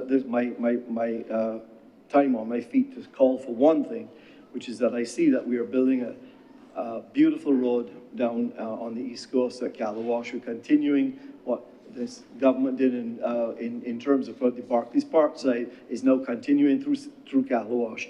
But I'm deeply concerned that that beautiful, wide, new road needs some cameras for speeding or something on it. Otherwise, it's a difficult place to police, but it's a really easy place to get some easy revenue by simply putting up some speeding cameras and sending out some tickets you could pay for yourself in a day.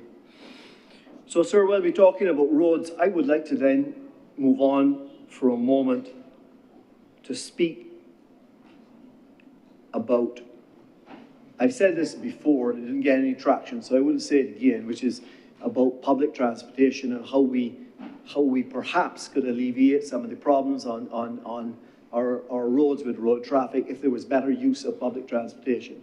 But some simple things that I'm told would help would be, for example, very simple and easy, and I know that Minister Reid could help with the technology for doing it, is every one of our transport board buses should simply have a tracking device in it so we could see where it is. And it's simply, yeah, there was a Barbadian guy, I won't call his name, who had a great business at one point, Beat Bus or something, and he was trying to do it. We should get Beat Cab, Beat Bus, get that back there so people can know it's, yep, the bus is coming, we know when it is.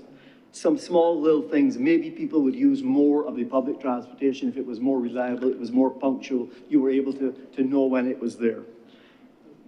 But sir, on the roadside, you know, when you try to get a work permit to have someone come in the island who are non-national and work, rightly, the rule is you should really only be bringing someone who has a skill that's not available, and you're not taking a job that a Barbadian who is otherwise not working could have. That's the right thing to do. That's the test that we do. And we've had that for years, and it's the right thing to do. We need to look after our people first. So how come we don't apply that test to foreign contractors building our roads? Because I want to go back to the road at Calawash and say here again, I have not seen with that foreign contractor, I have not seen Barbadians that are working on it. Now, there probably are some I haven't seen, but they're vast majorities of overseas people, and they're not doing anything that we could not have done ourselves. And they certainly, sir, have not executed it in any better fashion or any quicker. In fact, they've done it in a worse way than we can do it. We have good road builders, and we have had for a long time. It is unnecessary to bring in people to do things that we could do ourselves. So, thank you. Tourism is an area, and I'm really glad to be joined by Senator Ford, who will help me with this.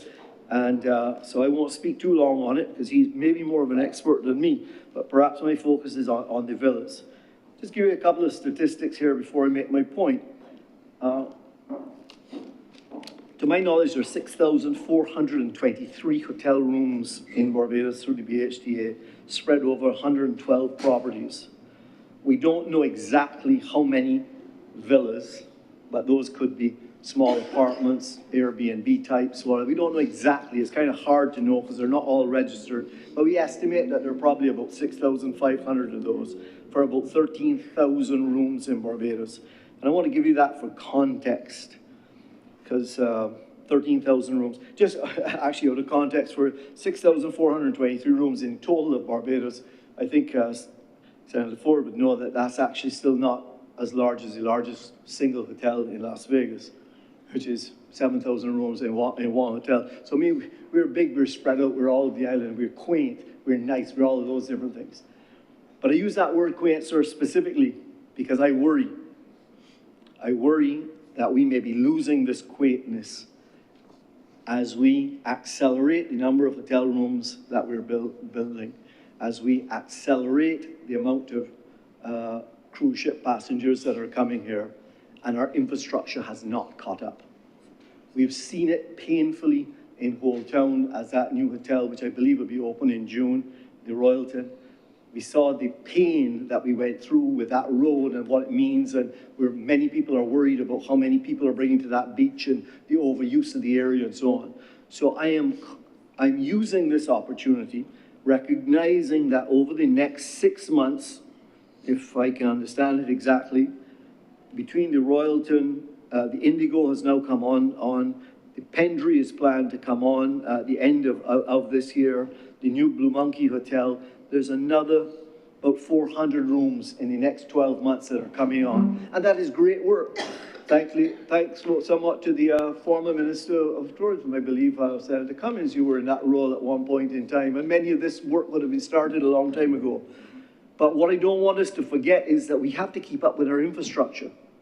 And we need to be building our infrastructure for where we want to be, not where we are. And unfortunately, our infrastructure is where we used to be, not even where we are.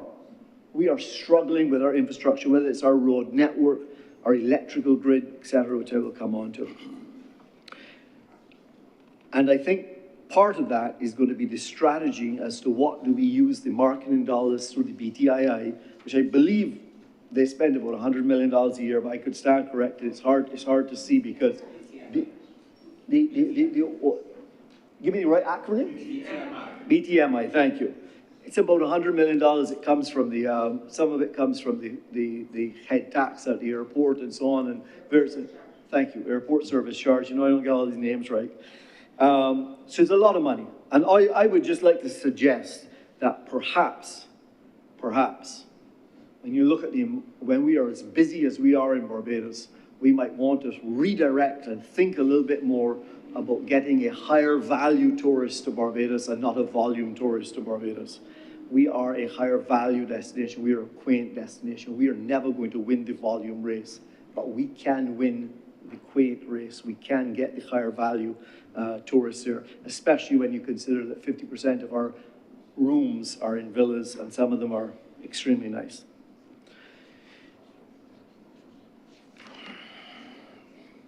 Crime, I'll touch on it for 2 seconds and say my 2 words. I completely agree with the call for the reinstatement of the death penalty in Barbados. I've always felt that way, and I call for it again.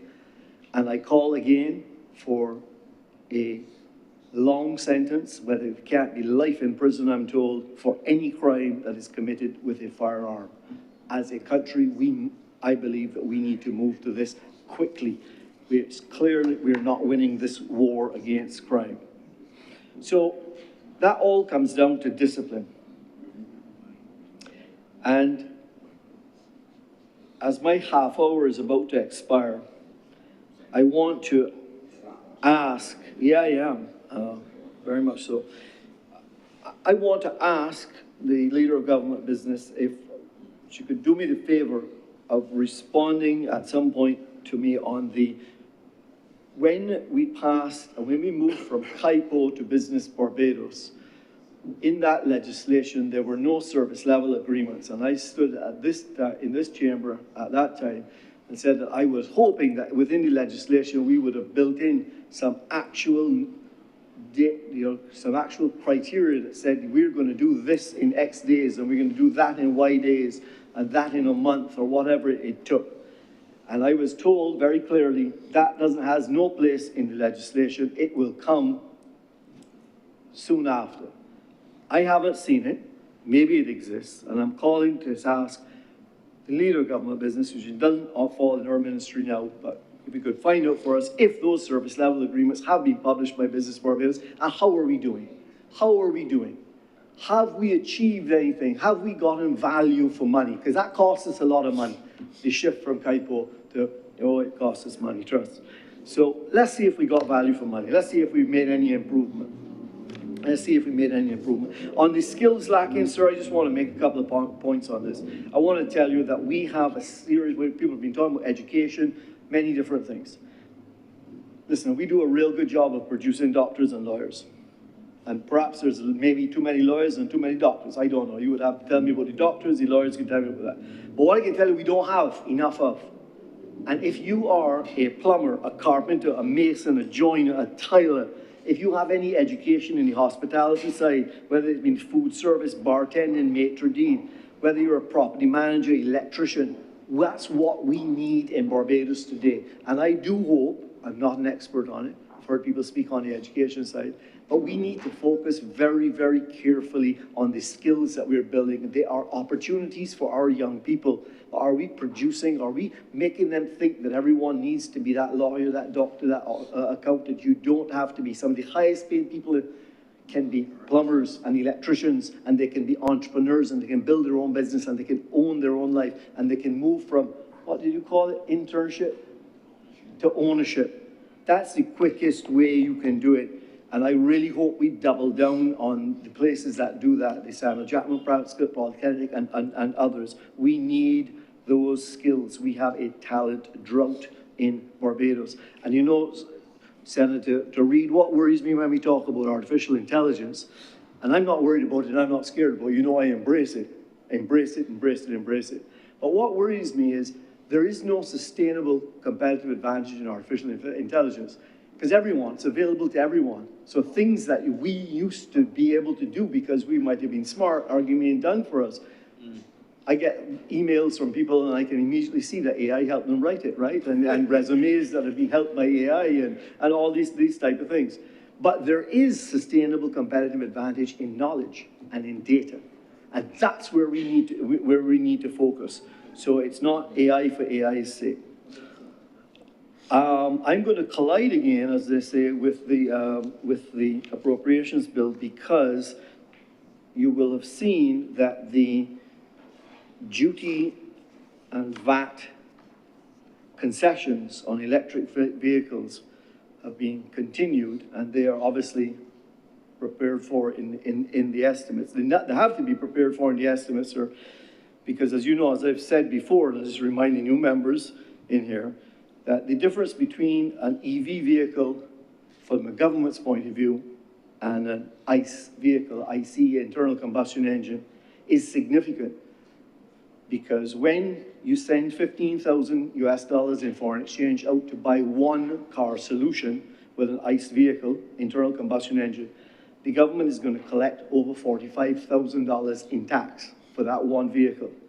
If you buy an EV vehicle for the same $15,000 that goes out, government will only get $3,000 in 10% duty, and there is no VAT.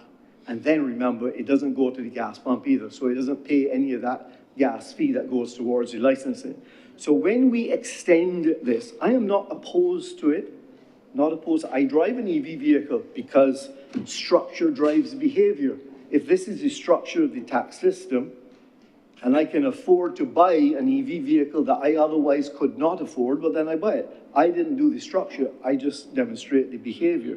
So I point out that carbon is our enemy, not internal combustion engines. They are highly efficient internal combustion engines. small CC cars appropriate for Barbados as opposed to perhaps the large EV vehicle that I am driving, which costs you 5 times as much foreign exchange. So you could have bought 5 transportation solutions for the one that I have. So don't get me wrong, I'm not opposed to it, but I just think we got to be careful. We got to balance. When you look at these estimates, when you look at how much money is expected to come in from the importation of vehicles, are we focusing on sustainability perhaps where we shouldn't? And I worry, and maybe if nothing else is listened to from what I say, maybe this is the one thing people will listen to. I worry that we are focusing so hard on this, and we're talking about what we're trying to do, and as a country, I believe it's the right thing to do. But on the other hand, on Sunday gone, I was out on a catamaran. A friend invited me out on a catamaran. It did rain all day, yes. Yeah, it was a tough Sunday to be out on a catamaran. But while I was out on that catamaran, when the first time I stopped, I saw, and we were no more than 150 meters offshore, 100 meters offshore, maybe 50 meters offshore. The boat arrived with the seine net. And they put down the seine net for everyone to see. And within 45 minutes, every living thing in that ocean was taken up in that net. And I don't understand how we are transitioning to the blue-green economy, and we're doing EV vehicles, we're doing all these things, and we have put no regulations. We are not doing anything around this. It is absolutely unnecessary. We have to protect our nearshore reef zone, and we need to enforce it. There is no, you know what is also illegal? Thank you. What is also illegal? No, it's also illegal in Barbados. Traveling in the back of an open van. I was involved in here when that was passed. That was also illegal, not enforced.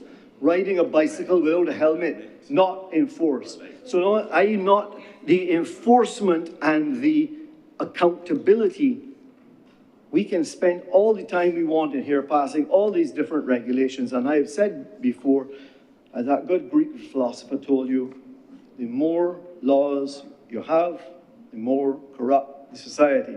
Remember me giving you that quote. So we keep passing laws and we don't enforce them. And that looks terrible, and it's done right out in front of all of our tourists to see. So it doesn't matter how many EV vehicles you have on the road, it doesn't matter how many speeches you give in the world about rising sea levels.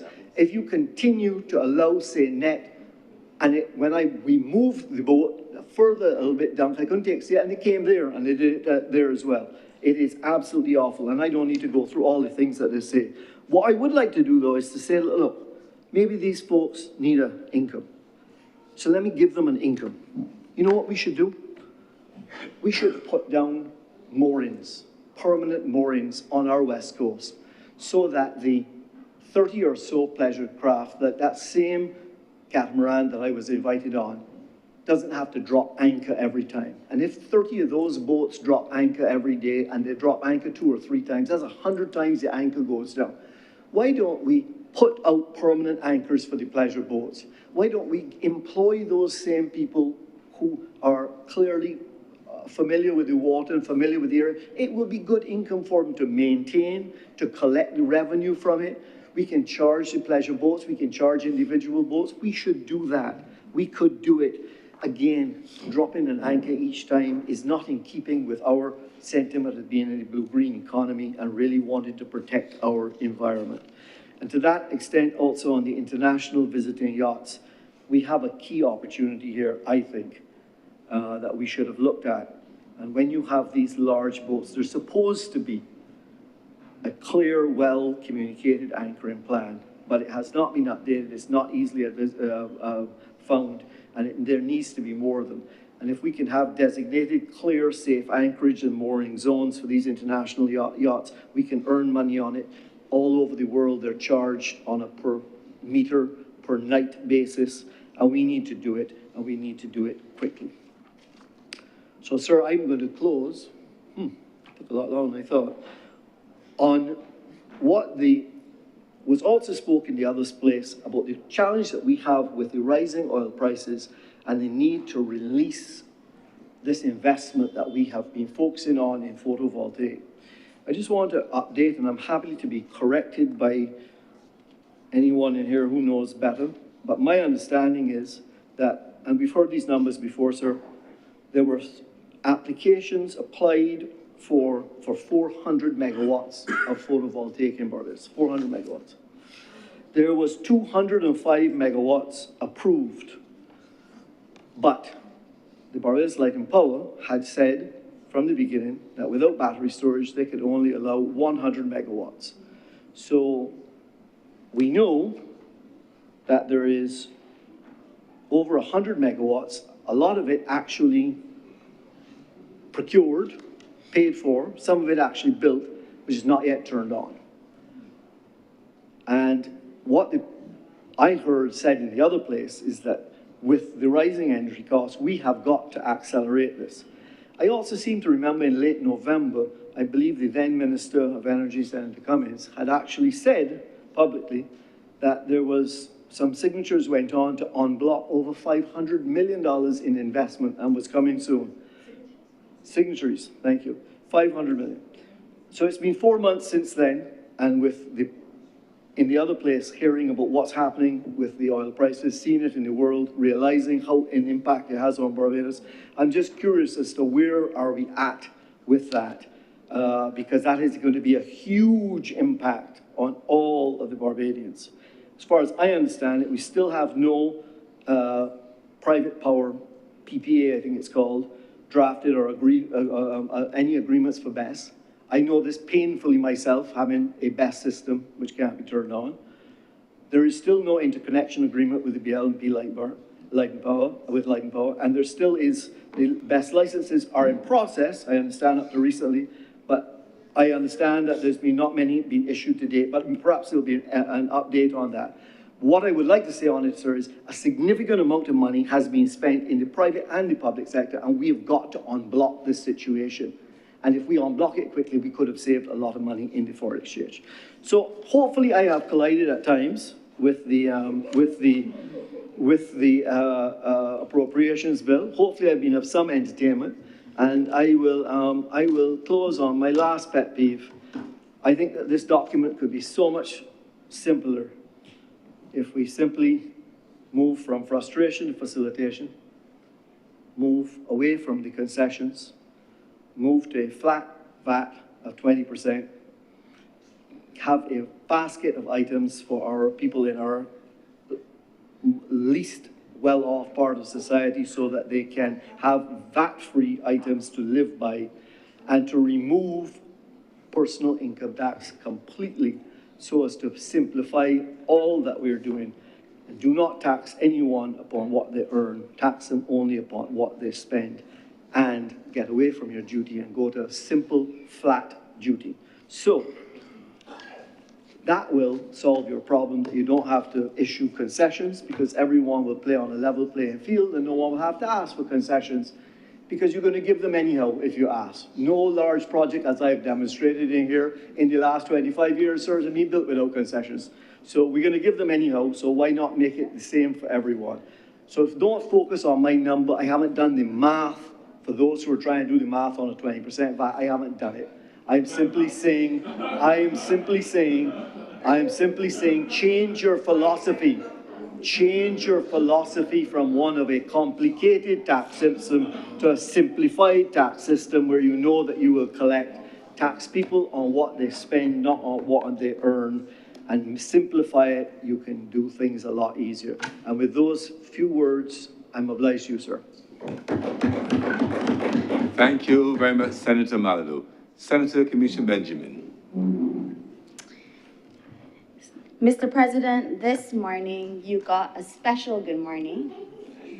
And so, because I believe in balance, this afternoon I'm going to give you a very special good afternoon. Good afternoon. And good Thank you, Senator afternoon Benjamin. to my colleagues in this honorable chamber as well. This afternoon, sir, I rise today with humility, with gratitude, and a profound awareness of the responsibility that has me in this very place. To be entrusted with service in this honorable chamber is not something that I take lightly. And I thank the Honorable Prime Minister for placing her confidence and her trust in me.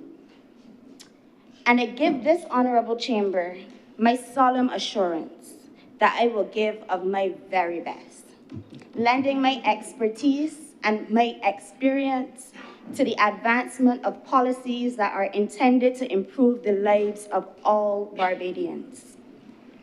Mr. President, it is customary in your maiden speech to acknowledge those who have shaped your journey, and through influences in my life, there are far too many for me to be able to mention. As my colleague, Senator Odell mentioned, she was placed in a number of extracurricular activities her whole life, and for me, it was no different. And those are the people and institutions that have guided me and have brought me to this place. But notwithstanding that, Mr. President, it is my intention to mention just a few institutions and people. First and foremost, Mr. President, I acknowledge the role of the institution of the Barbados Workers Union. That institution has shaped my understanding of advocacy and representation. Through that institution, I learned that representation is not speaking loudly. It's about listening carefully. It is about understanding lived experiences.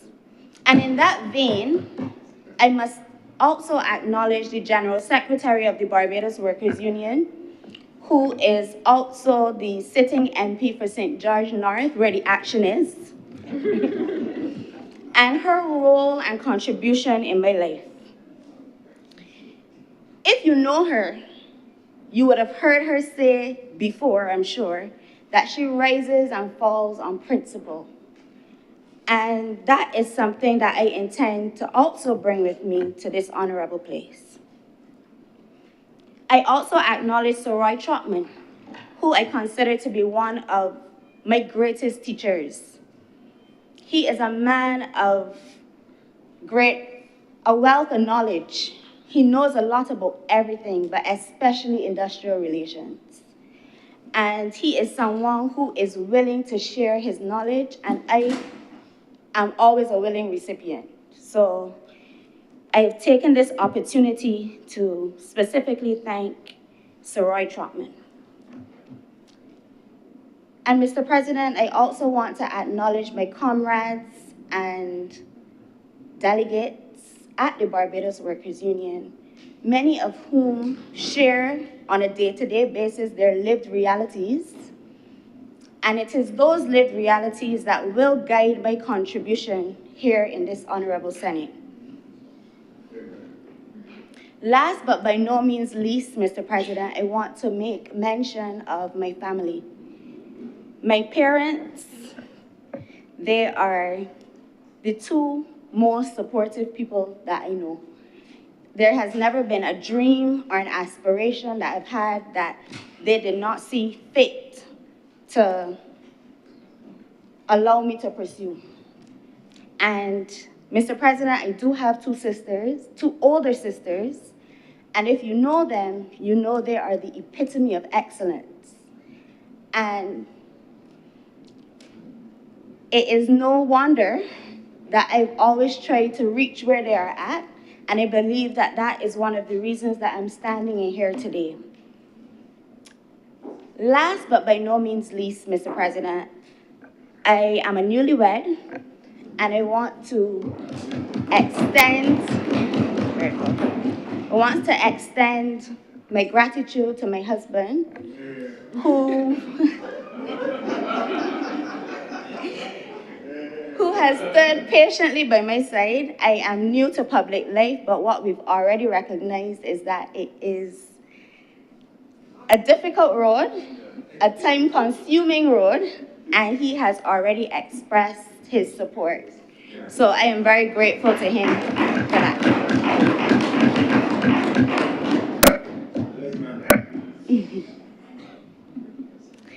So, Mr. President, it is my intention to focus today on Head 84, the Ministry of Labor, Social Security, and the Third Sector.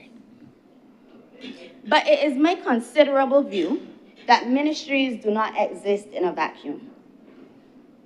So to this end, you will hear me speak on things that you may not deem to be part of the Ministry of Labor's remit. But hopefully by the end of my contribution, you would understand the intricacies between ministries and the fact that the Ministry of Labor touches every stage of an adult person's life, from your first job to career progression, workplace safety, employment protections, retirement security, and community support. It is a huge ministry with a huge mandate. And the reality is that when labor leads, Beijing succeed. It is also the reality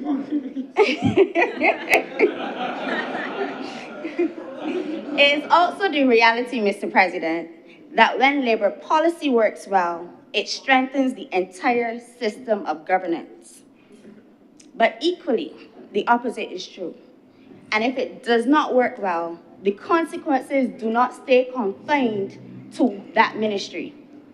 Labor intersects directly with legal affairs, crime prevention, social development, educational training, and the list can go on. And Mr. President, if we're honest with ourselves, crime, which is one of the main challenges that we are grappling with as a country, it cannot be addressed at the level of enforcement. A critical part of the solution is opportunity. And I don't say that in a hypothetical way. I feel compelled, in fact, Mr. President, to share a real experience with this honorable chamber, one that has stayed with me since the day that it occurred. Through my work at the Barbados Workers Union, I met a young man who was dismissed by his employer, and I want the chamber to listen to me carefully.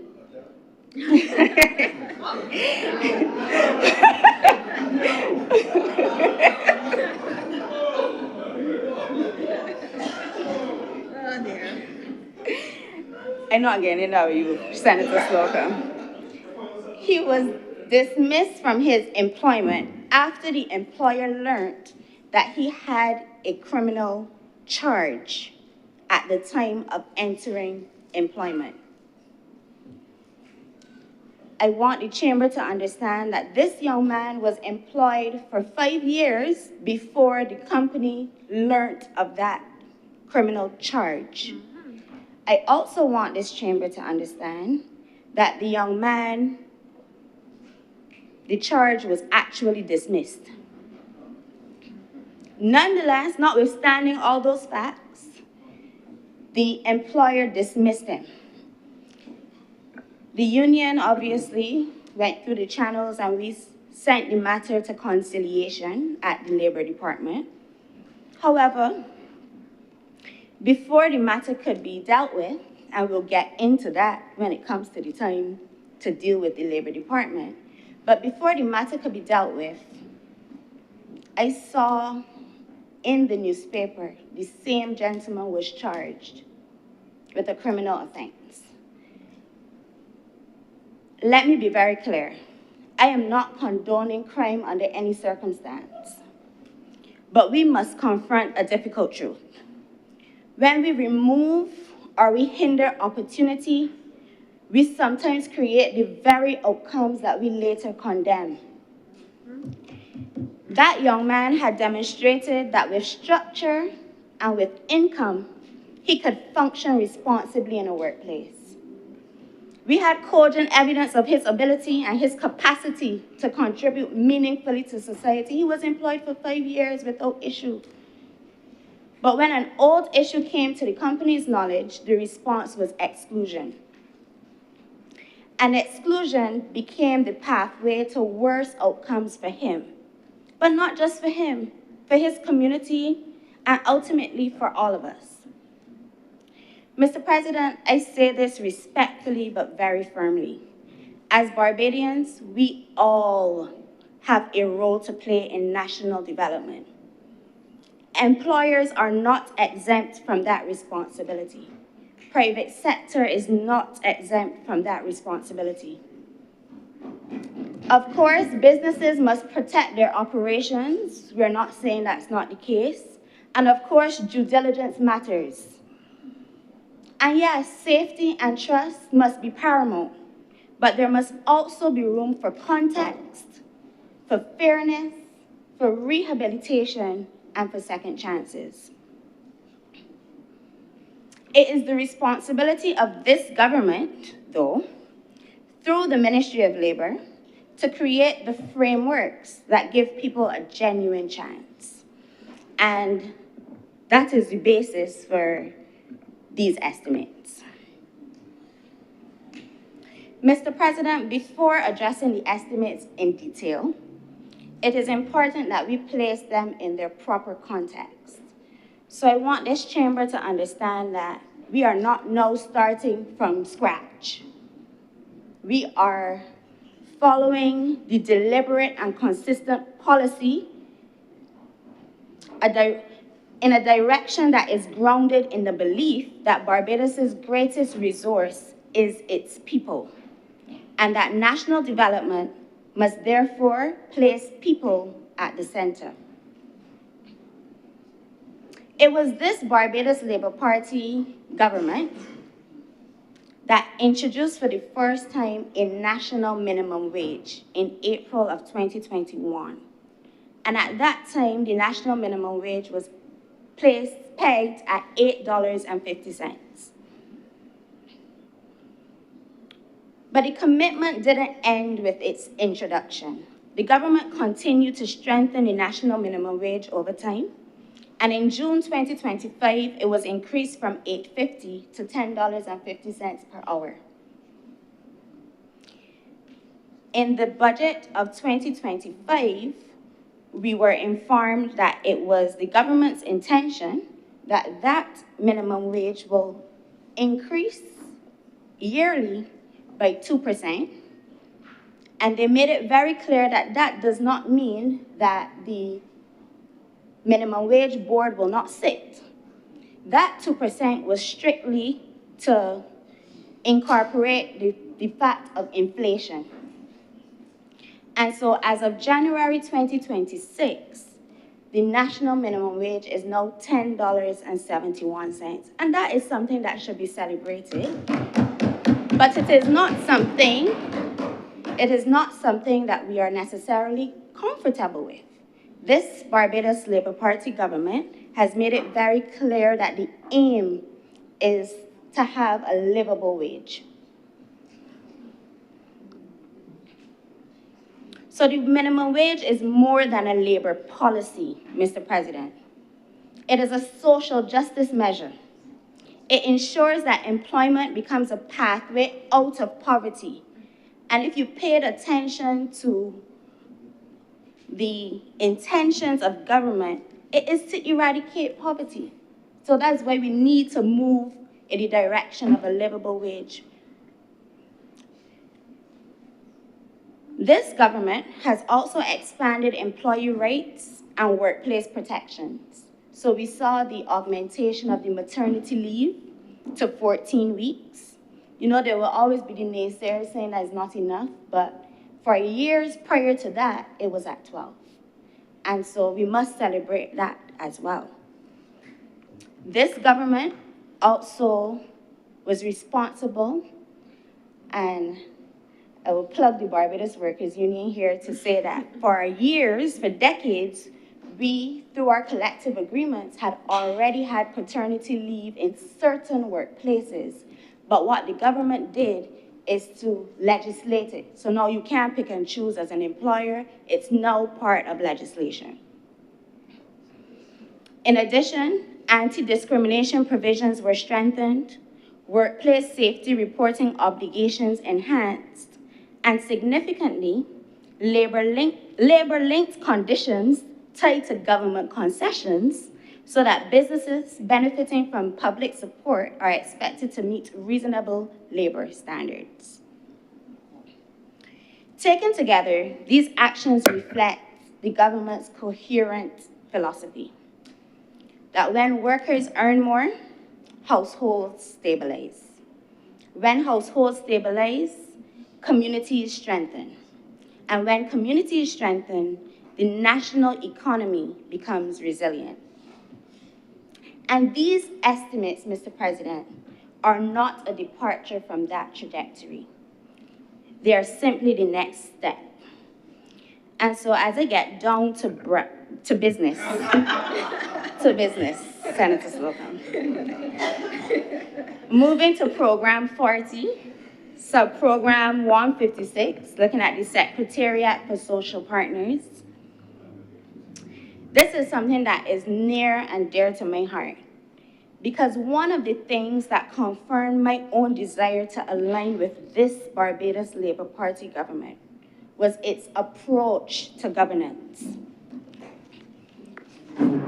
This government doesn't pretend to have all the answers, and I heard Senator Goodrich quote that earlier today.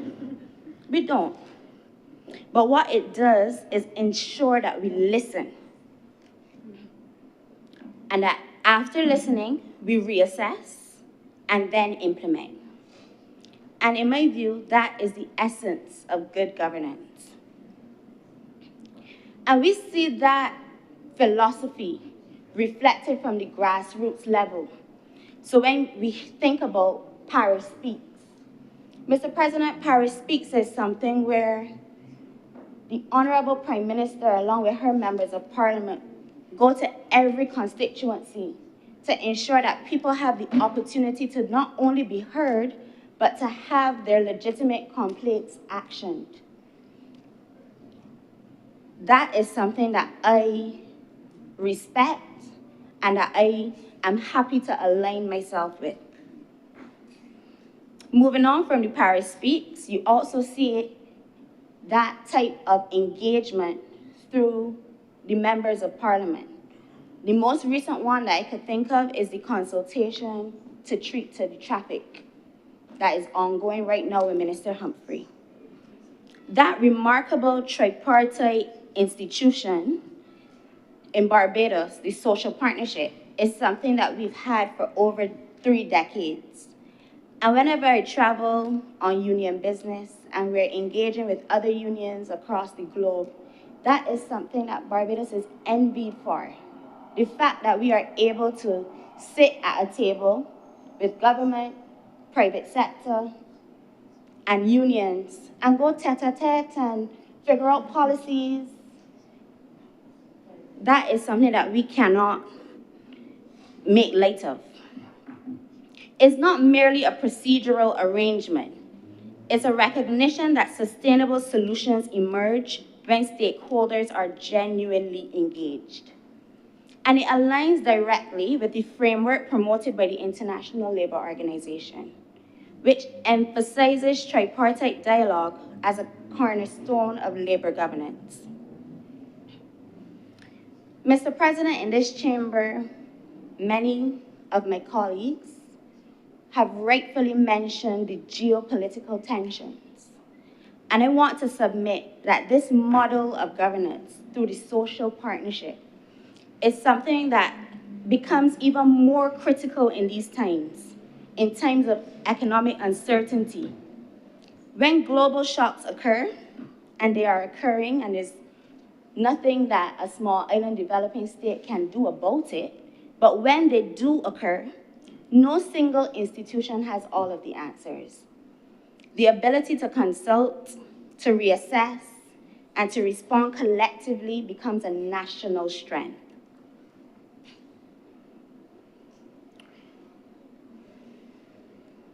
I want to move now, Mr. President, to the sub-program 486 that speaks to ecclesiastical affairs. Today, in this very chamber, somebody made mention of it, and they didn't understand the placement under the Ministry of Labour's portfolio. So I hope that after I share my contribution, it becomes a little more clear. Because at first glance, with a myopic scope, this sub-program may appear removed from the core functions of labour administration.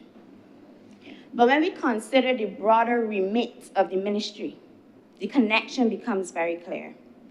This ministry is not concerned solely with employment relationships.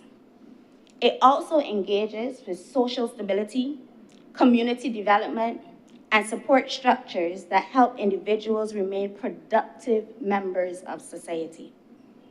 So faith-based organizations, they form an important part of the third sector.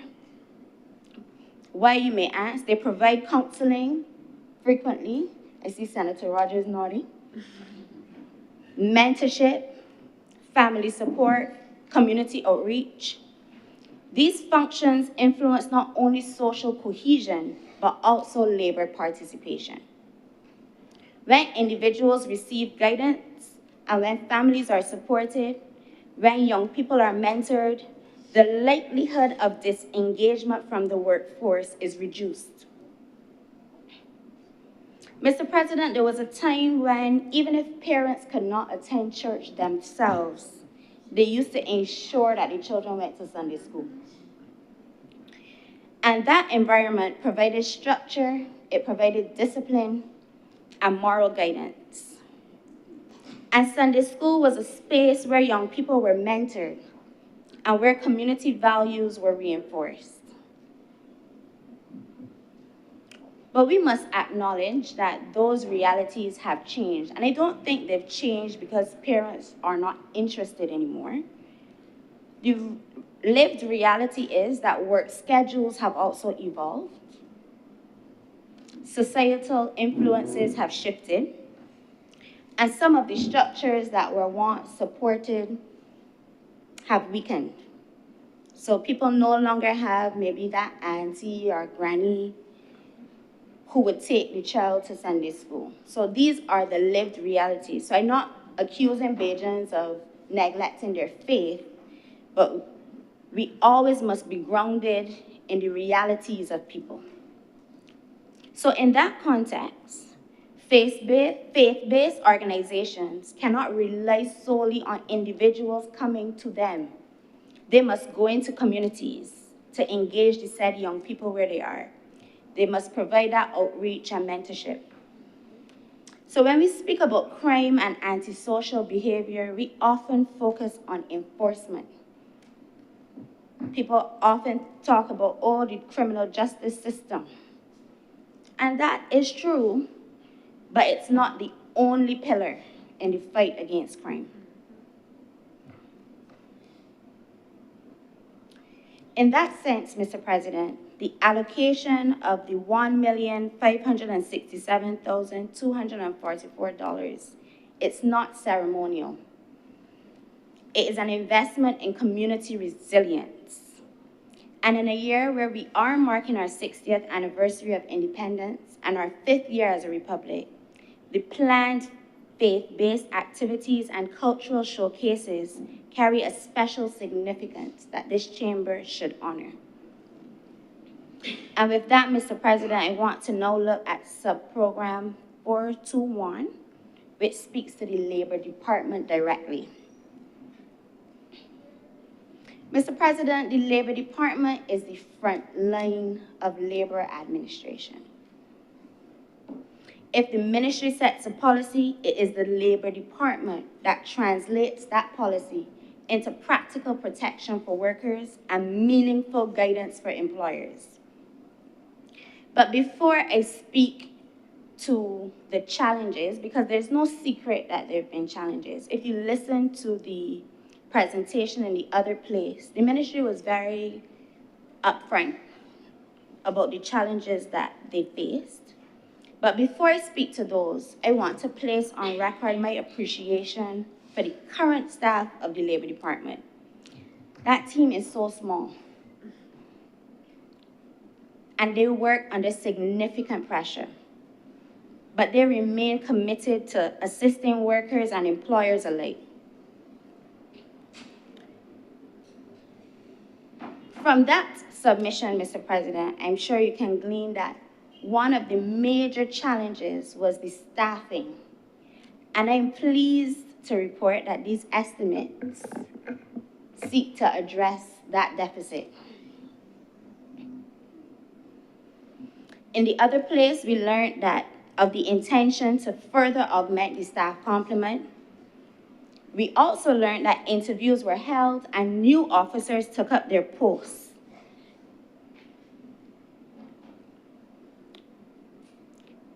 So, Mr. President, I am very hopeful because through my work at the Barbados Workers Union, the efficiency of the Labor Department is something that was always a concern of mine. But like I am indicating, the estimates give us a sense of hope.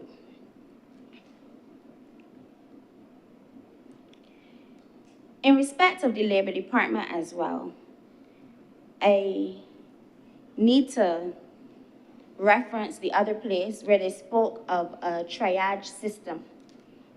And this was when they were functioning under fewer staff, and they indicated that people would be actioned depending on if they were able to come into the Labor Department.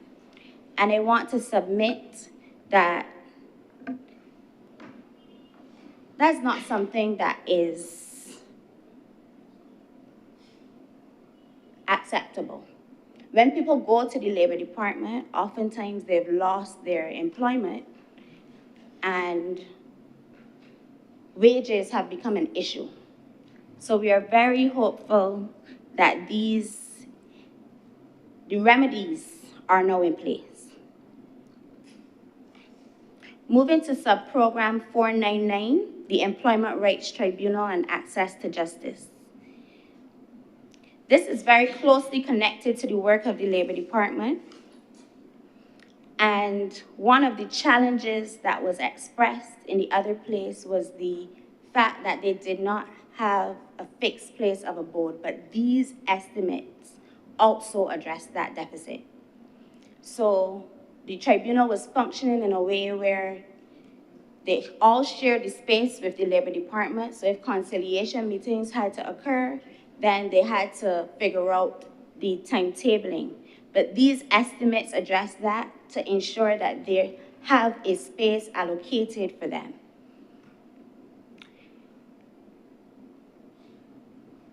Mr. President, the Employment Rights Tribunal, there are concerns about delays in matters, and that has contributed to a perception that workers are left vulnerable.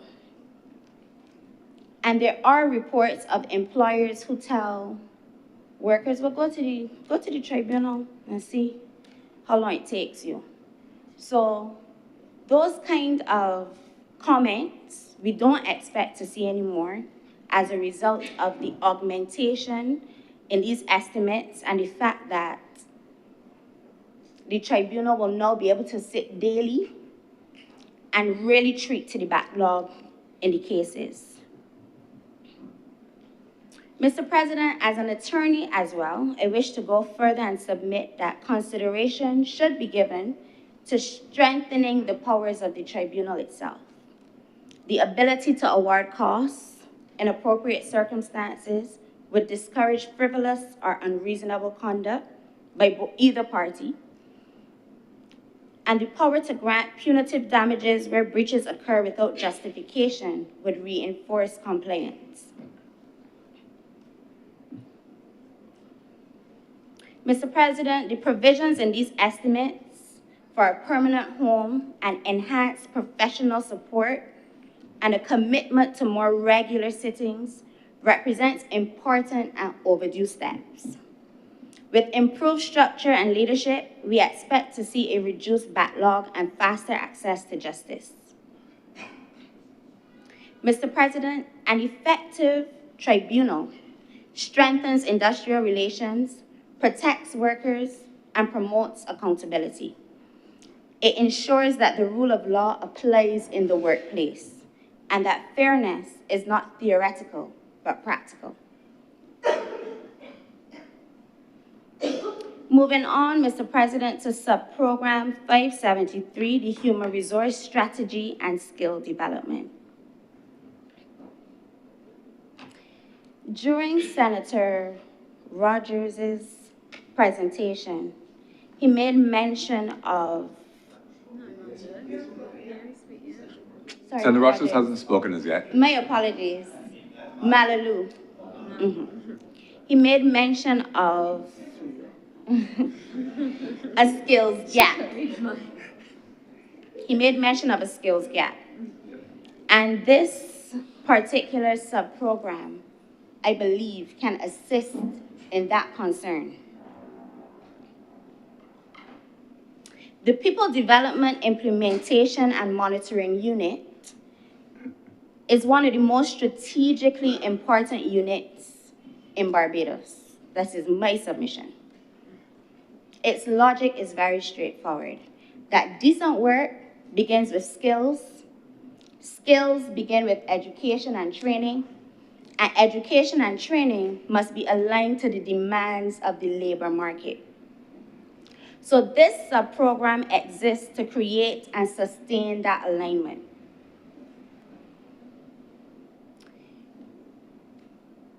The establishment of a sector skills council is one of the things that this sub-program intends to address. So with a target of 2 to 4 councils, they represent a sound institutional response to the persistent problem of skills mismatch.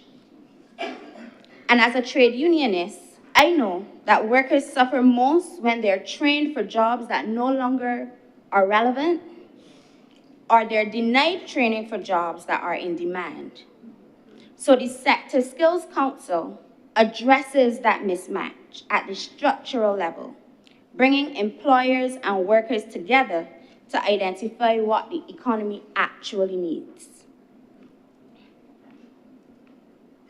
Mr. President, I want to submit that the skills challenge before us is not only about closing today's gaps. It's about preparing for tomorrow's disruptions. We are entering a period that is defined by artificial intelligence and emerging technologies, and we've spoken much about it in this chamber. A period where jobs may change their spots, and roles that exist today will evolve, inevitably. And we expect that new occupations will also emerge. We also expect that some traditional functions will be automated, while others will require new technical and analytical capabilities that our current workforce may not yet possess. I know there's a subset of people that are of the belief that this means that work will disappear. And I submit that that's not the case, but it means that the nature of work is likely to change, and change faster than any previous generation of workers has ever experienced. So this is precisely why this sub-program, which invests in human resource strategy and skills development, is so important. Because if we fail to prepare our workforce for the technological change, we risk creating a mismatch, but not between the skills of yesterday, but for the jobs of today. If we proactively invest in reskilling and upskilling, as these estimates do, then we position our people to take advantage of the new opportunities rather than to be displaced by them. Mr. President, moving on to the Job Start Plus program, which is sub-program 25. This program allocates $1,492,485 under these estimates. This initiative is one that plays an important and irreplaceable role in bridging the gap between education and employment for young people. It recognizes that one of the most vulnerable periods in a young person's life is the transition from school to the world of work. So this program is intended to expose young people to the workplace, equip them with essential skills, whether that be communication, time management, teamwork, professional conduct. So not merely technical skills, but life skills that will support long-term employability and social stability. Mr. President, I posit that every young person who gains meaningful employment through this program is one less vulnerable young person. Opportunity provides structure, purpose, and dignity. But employment fosters responsibility and self-worth. At the social partnership meetings and in this chamber from Senator Malalu, the private sector has repeatedly raised concerns about the declining work ethic and the readiness of young people entering the workforce. And if that is a genuine reality, Mr. President, then programs like the Job Start program become even more relevant and even more important because they provide the very preparation that employers say is needed. But the contradiction in all of this, Mr. President, is that when we listen to the presentation in the other place, one of the biggest hindrances for this Job Start program is a lack of buy-in from the private sector. So the whole idea of the program is that they get the young people ready, and then they are to join forces, go out into private sector, and get employment. But one of the major challenges is that the private sector buy-in is not there. So it's my submission, Mr. President, that the private sector must be committed. We cannot simply rely on government. This has to be an all-hands-on-deck approach. Not as a courtesy either, but it should be seen as a responsibility to the country.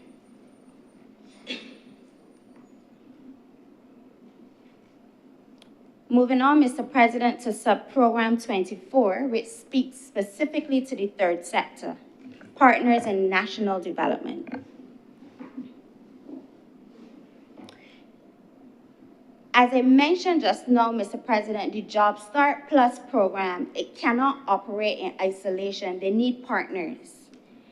And one of the partners, a sector that partners well with the Job Start program, is the third sector.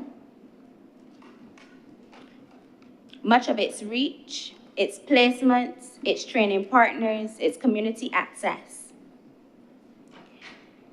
These estimates recognize an important reality.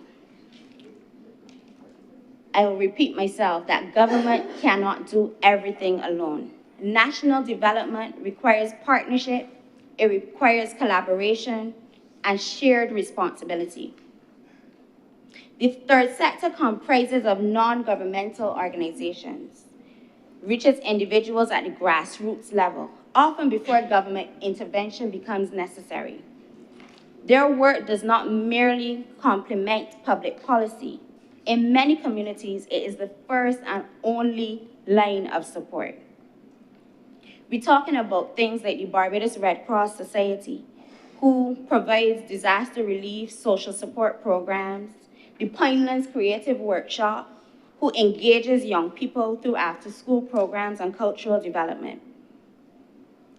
So the third sector, Mr. President,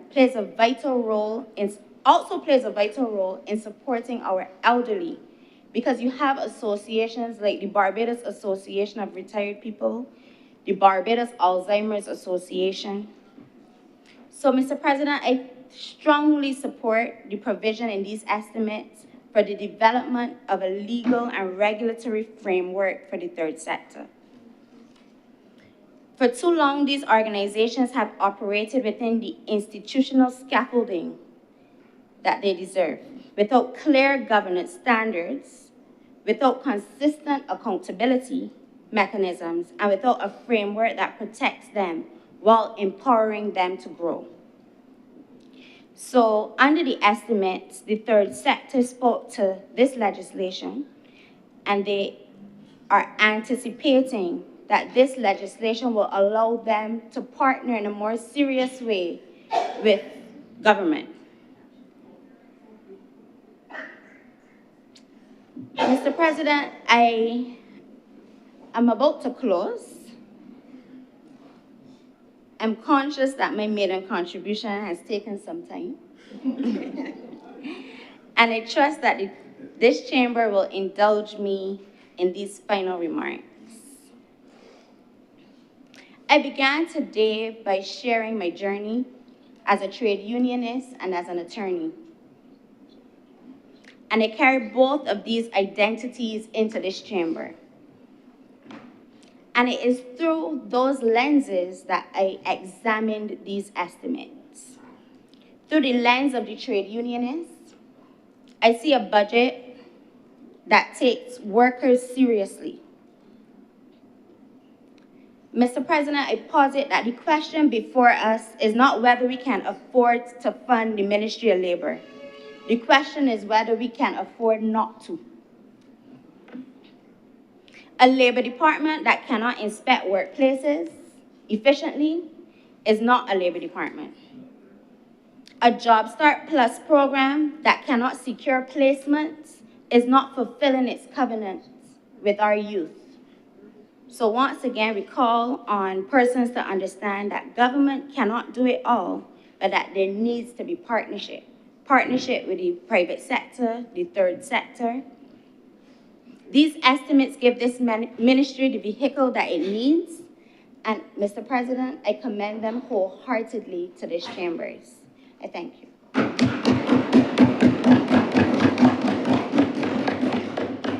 Thank you, Senator Benjamin. Senator Reverend Canon Dr. John Rogers. Thank you very much, Mr. President, for recognizing me and for affording me the opportunity to speak on the Appropriations Bill 2026. I've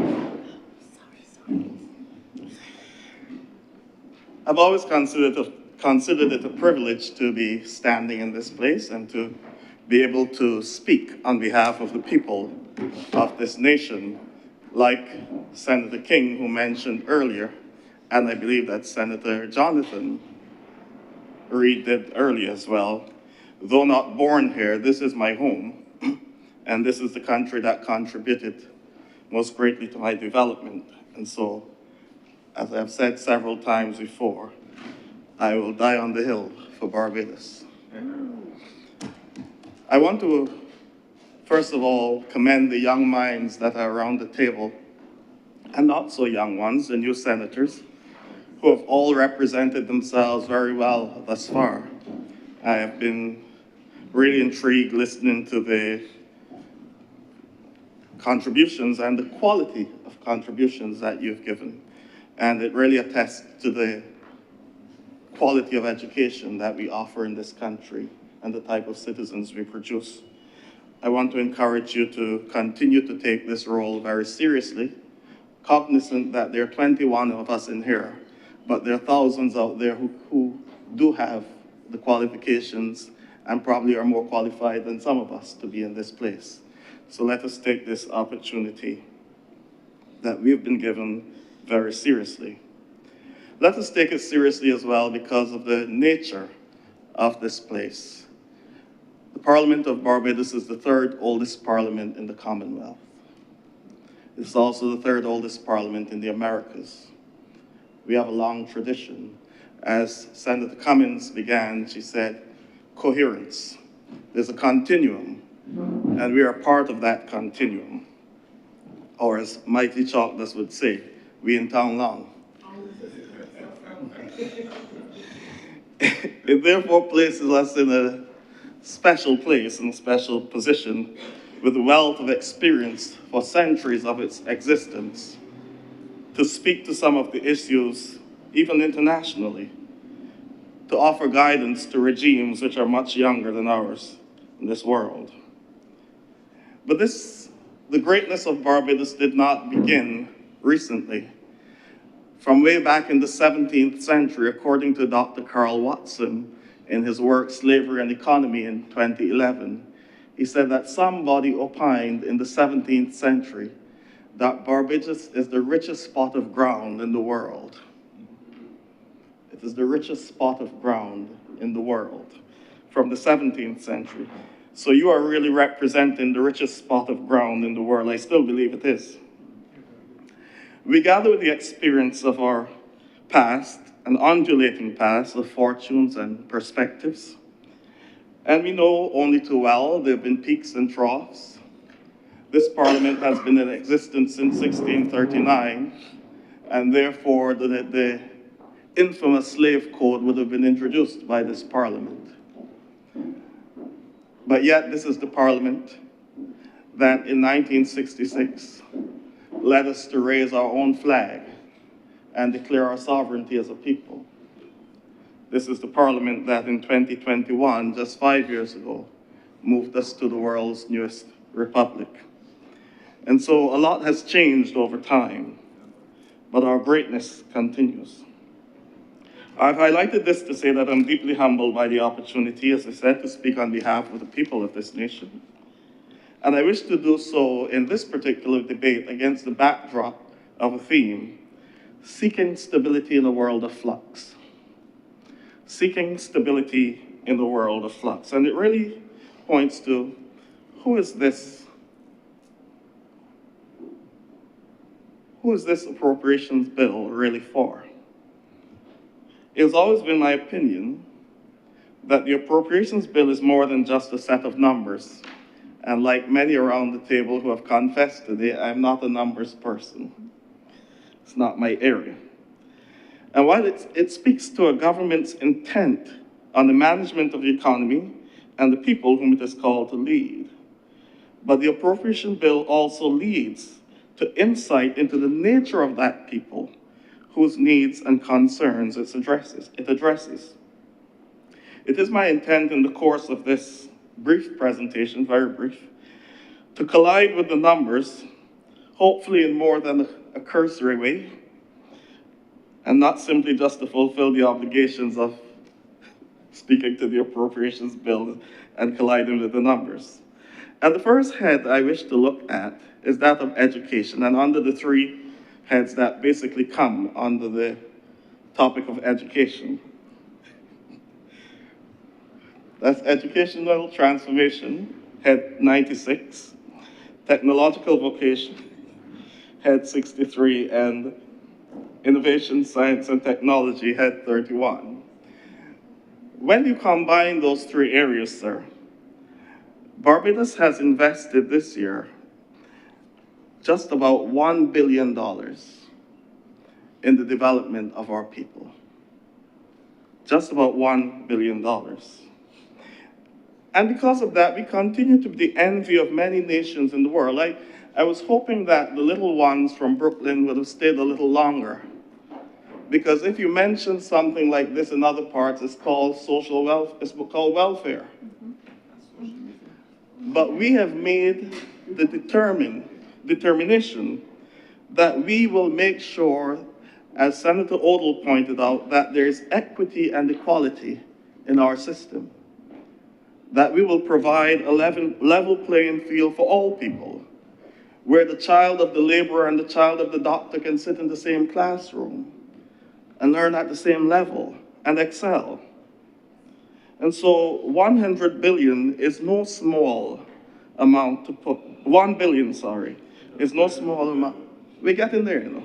In time, Senator Reid said, what do you call it, ambition? Ambition, yes. $1 billion is no small amount to put into the development of your people. But as you know, sir, with these things come responsibility. Behind these numbers, I believe that we can prove to be transformational in our development as a people. And I wish to especially point out the work of the Ministry of Education and Transformation in particular, because I happen to be involved in it in a small way. I happen to chair one of the boards of the schools here in Barbados, the Frederick Smith Secondary School. And I just want to give a shout out, if you may, to the teachers and the principal, especially the children, the young Falcons who will be going to the stadium this week to give of their best and to put some of the other schools in the dust, as they say. So young Falcons, I wish you all the best. But I've seen firsthand the human efforts of staff, teaching and ancillary. I've seen the commitment of the Ministry of Educational Transformation in the development of our children. And I wish to commend some of the policies that are already in place and some that have been proposed. First of all, when it first came up, I know that people were a bit concerned about the nutritional policy. But that is essential in our schools because many of our children do not get a balanced diet. Let us be realistic about that. And even when they have money to bring to school, they spend it on things that can be more detrimental to their health than anything else. And so perhaps that is where the breakfast program that is being proposed can become instrumental in starting to develop that greater understanding of a healthy lifestyle in these young children. Some who do not have breakfast in the morning, some for whom that is not a norm, but it will give us the opportunity not only to give them something, but to give them something that is nutritional on that early time of morning. So I wish to commend the Ministry of Educational Transformation for that initiative.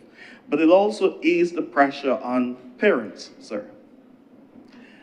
I don't know how many in here are parents of young children, but trying to find breakfast every morning and what you're going to prepare for this child to get this child to eat this thing is a very difficult thing. And purchasing things for breakfast is not an easy task for parents who do not have the wherewithal. And so I believe that this is a very good proposal, and I look forward to it coming into fruition. I also wish to commend the proposed change to the common entrance examinations of the continual assessment. Not every child is an exams person. There's some of us that can cram the night before, go in and do a great job and come back out after. You can't tell anybody anything about the subject. I know some people like that. But I think the continual assessment will be good for our young ones, especially those who take time to develop. It gives them an opportunity to spread out the subject areas over a period of time and develop at their pace. And so I believe that that is a good initiative, and I look forward to seeing how that will play out in time to come as well. What has also been taking place in the Ministry of Educational Transformation is the infrastructural upgrade of our schools. Many of our school plans are decades old, and I had the experience last year at Frederick Smith when we had a bit of a problem with Spalding, and we decided, well, we were going to fix this because it was a part of the Ministry of Educational Transformational Infrastructural Program. The contractor came in, and as soon as he started touching, everything started falling off. And so we had a little delay in the opening of the school. But thank goodness we've been able to rectify that now.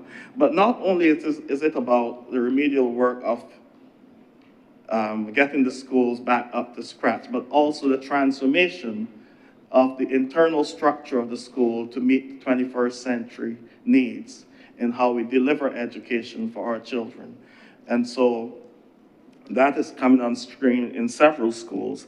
I look forward to seeing when it is completed in all the schools. There's also a beautification program as well, alongside the infrastructural development.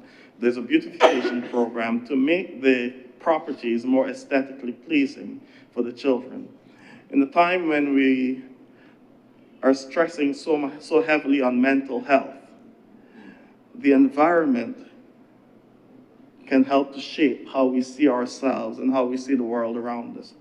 And the whole idea of this beautification program is to provide a more calming environment for our children when they come to school, because the reality is that some of our children, unfortunately, come from places where there's constant noise, where there's this constant confusion. And perhaps if we can, for a little while, just provide a little haven for them where they can have some peace of mind. I believe that that will go a long way to shaping who they are and what they'll eventually become. So I wish to commend the Ministry of Education and Educational Transformation in particular for those initiatives. Senator Reid would have spoken about what is happening in his ministry, and I wish to commend him for the initiatives as well. However, I wish to say, sir, these measures, though noble, would not achieve the intended goals if the people for whom they have been proposed do not value them. If when we paint the schools and we paint the classrooms, the children are still writing them up with graffiti and everything, we're getting nowhere. In essence, there's a level of responsibility on the part of the people to ensure that every opportunity is taken advantage of. I believe there needs to be a program, some educational program, community educational program, that seeks to educate Barbadian children and their parents about what is really contributed towards the education in this country. I've spoken of my own experience in this regard because as one coming in from outside, I know what you have. But many of the children who grew up here, I don't think they understand what they have in terms of the education system here in this country. In 2017, the education system of Barbados was rated by the World Economic Forum as 9th in the world. And the type of provisions that are made for our children are unheard of in some places. Where do you spend $100 and get all the textbooks and all these things that you want? And exercise books that you can go and exchange when it's written out? Who provides, as we're going to do, for breakfast and lunch and all those things? This is a nation that invests heavily in its children. And in investing in its children, it also gives a break to their parents because they do not have to look for some of the things that are provided by the state. But there's a responsibility. What Barbados provides in terms of education, as I said, creates a level playing field for our children to discover their abilities, to pursue their goals. But as we have seen over time, there are some gaps. And those gaps have come because people have not recognized the value of what they had. And so children spend 5 years in school and then realize in the last term of fifth form that, oh, I really need to do some work. And by then it's too late, and then they have to find some other institution to go to, and then the government ends up providing more.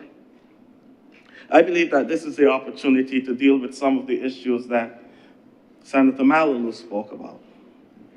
I believe it is a good place to deal with the issue that Senator Sinclair encountered. If we're going to provide opportunities for tertiary education for our children, for our young people, perhaps it needs to be provided along the lines of the needs of the country. We need to assess what is needed in the country, and this is what we can offer you. You're not going to study any history just because history is available. You're going to study if you want, the scholarship that the government is offering. Because it's really a scholarship. This government offers scholarships to all its people. And if you're going to utilize this scholarship, it will be in these areas that we have provided here because these are the needs of the country at this point in time, or the needs of the country as we perceive in the next 10 years.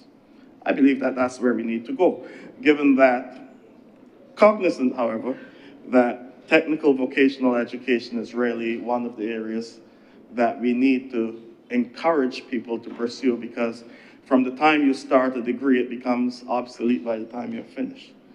Whereas technical vocational education drives you into on-the-ground training as you pursue the course.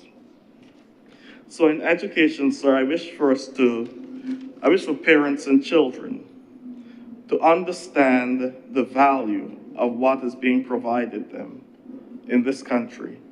And in as much as the government may put these plans in place, they will mean nothing if we do not value them, if we do not make the best of the opportunities that we have.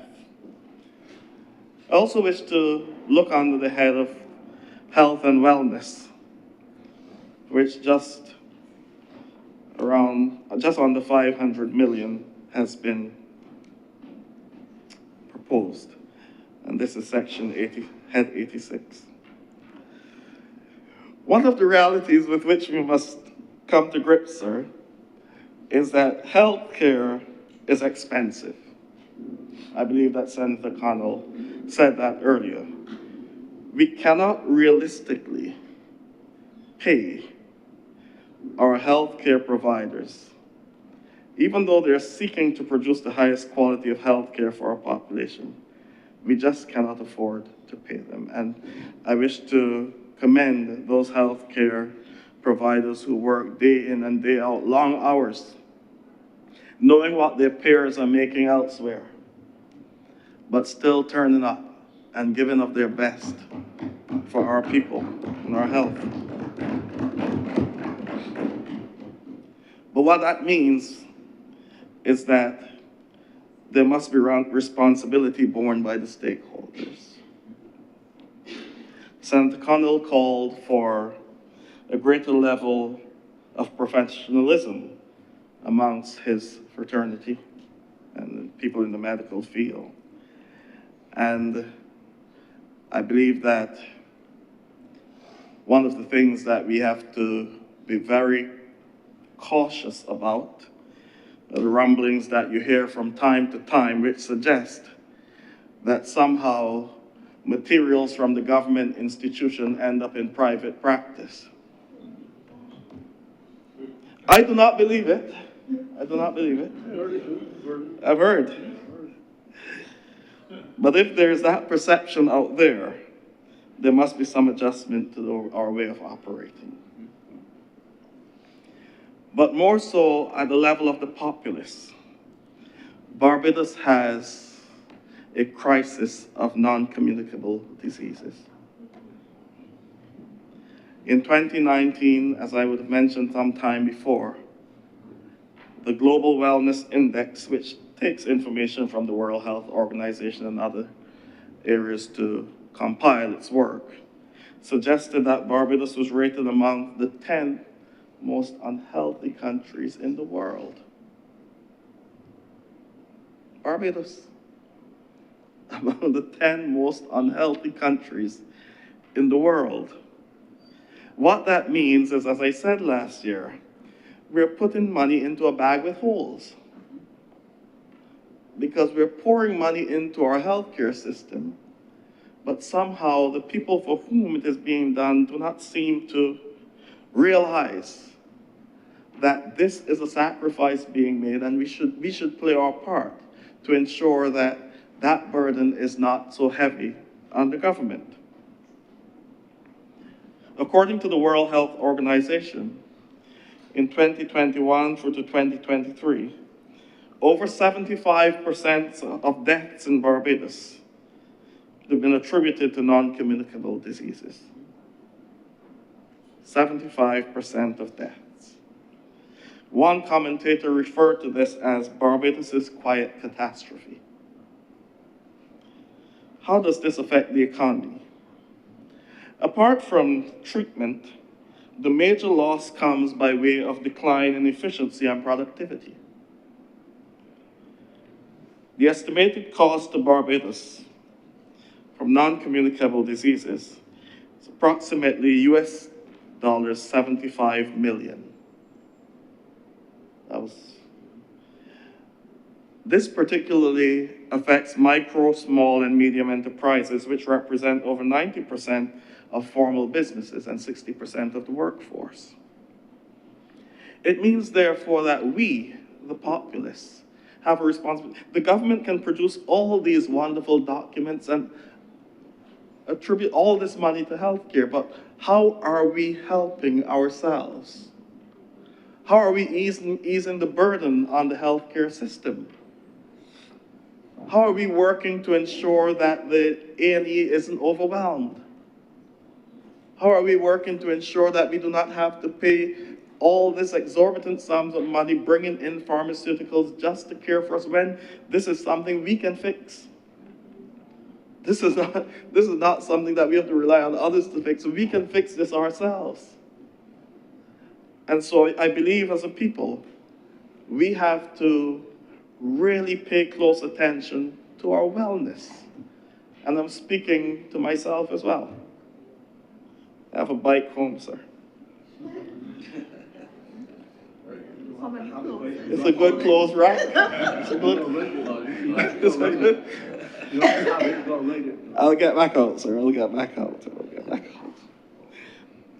But this segues into agriculture, because if we're going to talk about wellness, we also have to talk about eating well. I always thought that COVID was a good opportunity for us to recalibrate and reset the button where our import bill was concerned. It was a good excuse not to bring in things. It was a good way to get people to focus on what is actually grown here. And I hope that part of the government's nutritional policy will go into what the school meals department serves as well, in terms of some good yam and potato and dasheen and eddo and cassava and all those things to the young ones.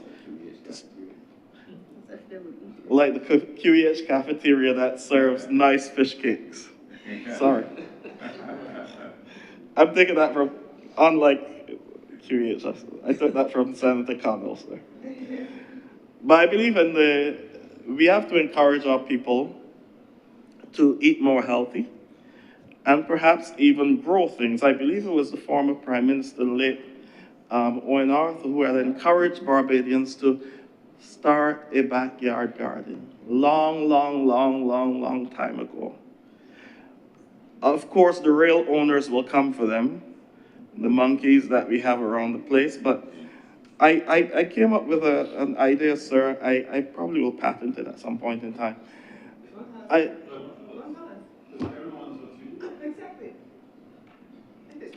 want to hear. You can keep a secret. I'm sure the populace can keep a secret. No.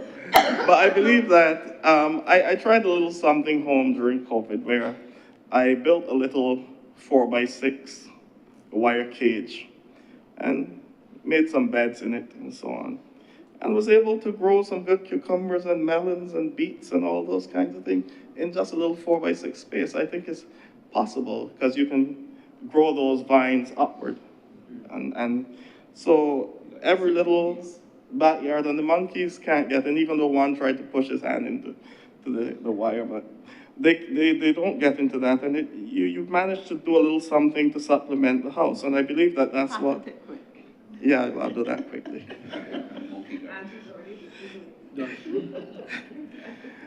In addition to this, sir, in the area of health and wellness,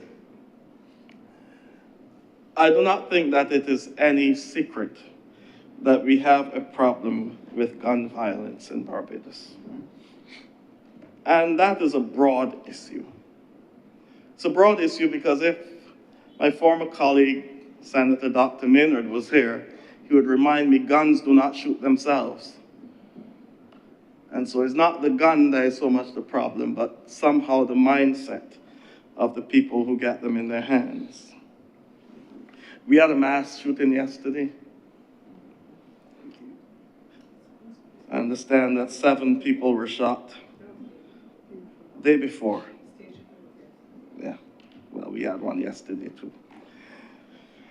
The report on gun crime in the Caribbean gives some rather alarming statistics for Barbados. The document, I'll quote from sir, is Pathway to Policy, Firearms Trafficking and Public Health in the Caribbean. It's a joint report by the Caribbean Community Implementation Agency for Crime Security, the Caribbean Public Health Agency, the George Allen Chronic Disease Research Center at the UWI, and the Small Arms Survey.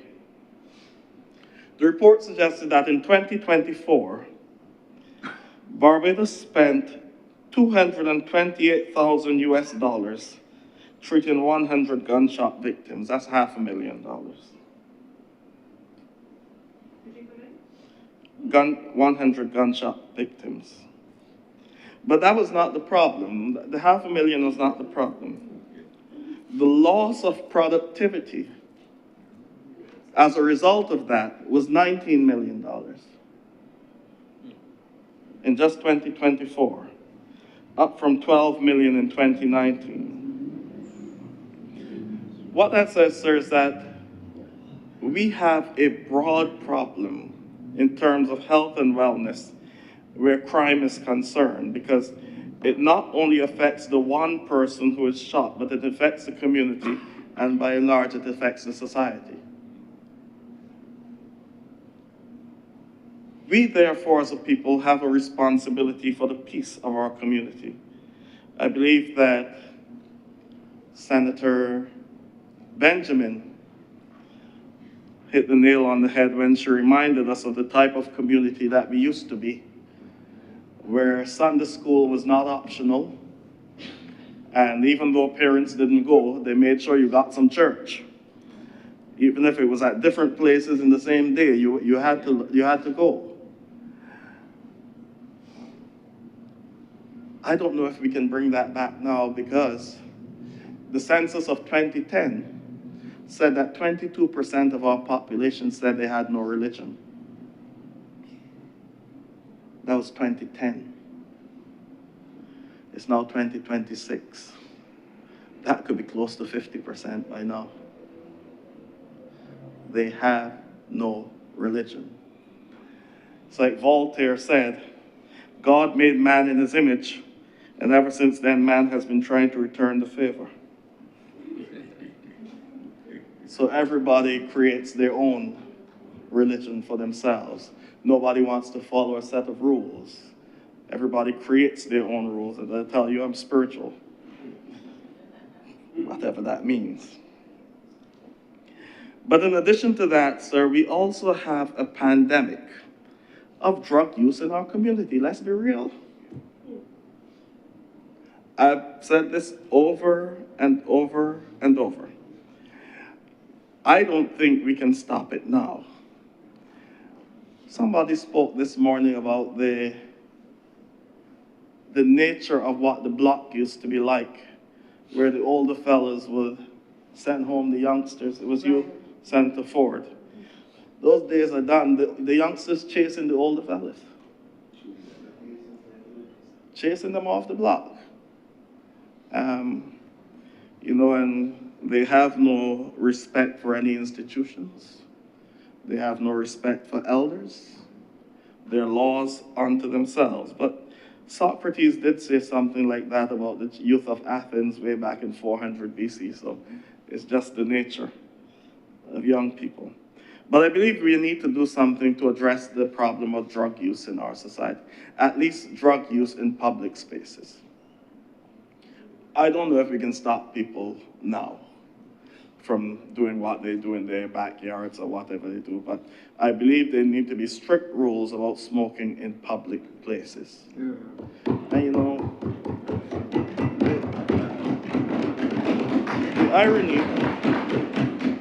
the irony of it, sir, is that California, one of the leaders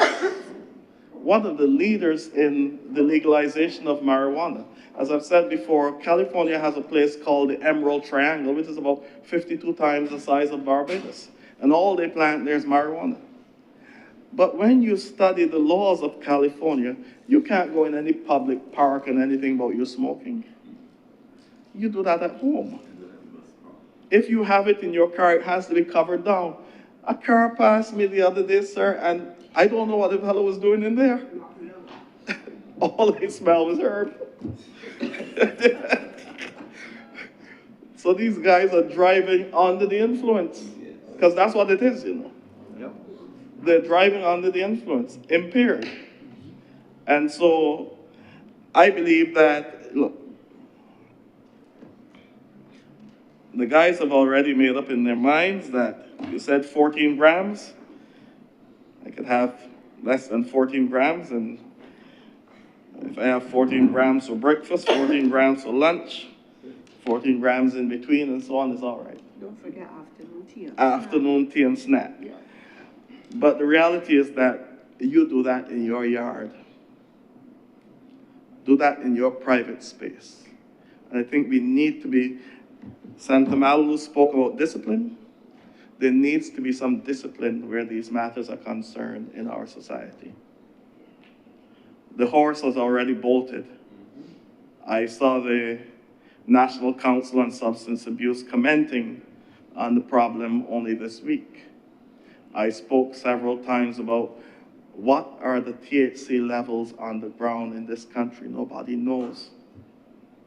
And these are serious matters. So I hope that we can deal with that as a matter of urgency. Because I believe it contributes. We may not be seeing it now, but I believe it contributes to part of the burden on our health system as well. Accidents in the workplace, productivity, decline in productivity on the workplace, because everybody needs a smoke break every 20 minutes and 15 minutes.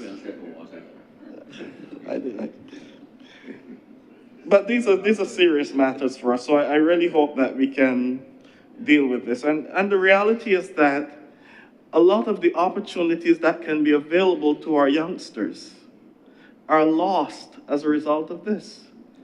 Because the very sports that Senator Ford spoke about, when the boys go and you test them now, you can't get anywhere. You're going nowhere. It's best for the so these are lost opportunities, and we're investing so much in these young people we cannot afford. We cannot afford now to drop the ball on them. As a church, if I may, sir,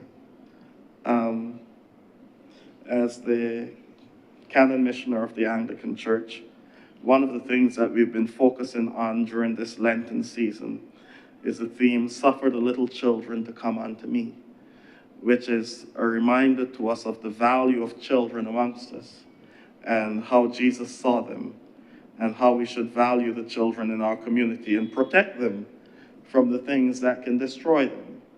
And so I believe that it fits in very well to some of the discussion that has been around the table today, because too many of our children, as one primary school teacher told me, we are raising free-range children.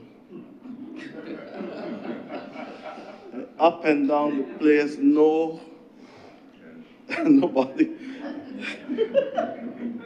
don't care. So we have to be very careful in terms of the amount of money that we're putting into them, that for parents and those in charge to recognize that there's an equal responsibility on their part to ensure that we use the resources in a much more meaningful way. The numbers therefore presented here thus require government to exercise fiscal prudence. We've spoken about that. We've spoken about the different areas. I think Hope Project and all those things would have been mentioned. The Carifesta bit I'm not too worried about, because when I look at the 4 million, when I did some research, I realized that in order to host Carifesta, a state must be able to show that they can at least produce 4 million US. So I guess somebody dropped the 4 million in there. So, not accusing anyone, just saying. It would be 8 million Barbados. Somebody dropped the 4 million in there with the hope that later on we'll look at it. So, and as has been pointed out before, there isn't much difference between the spend in Carifesta across the region over time. It will cost that amount of money. But equally, it requires of the populace to be responsible so as to ensure that we maximize the little that we have.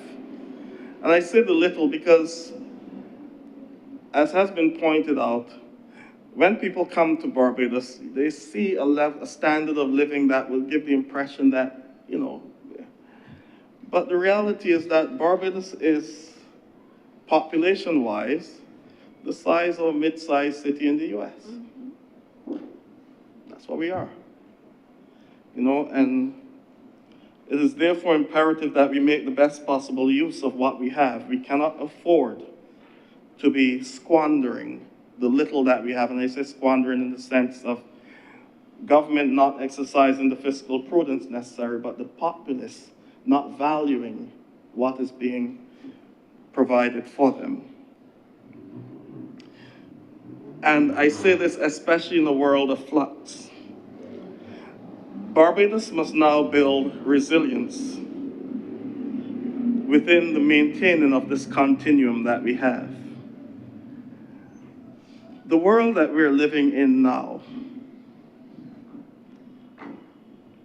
is probably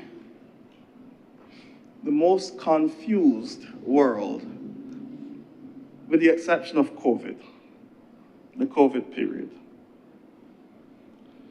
We have a geopolitical climate that changes at the whims and fancies of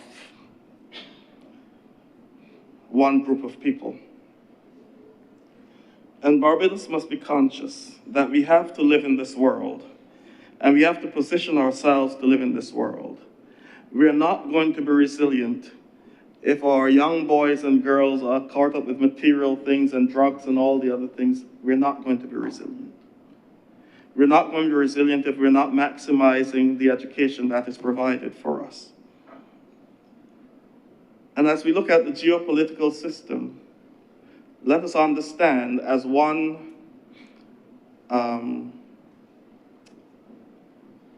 scholar has pointed out in an article, I believe it was Professor Justin Robinson, the principal of the Five Islands campus, wrote an article, "No one will come to save us." And we have to understand what that means. No one will come to save us. We have seen in our region extrajudicial killings on our waters, and the world has been quiet. People are laughing and saying, nobody's going fishing anymore. But it's our fishermen here who are anxious and cannot go out and make a living. That's part of the world we're living in.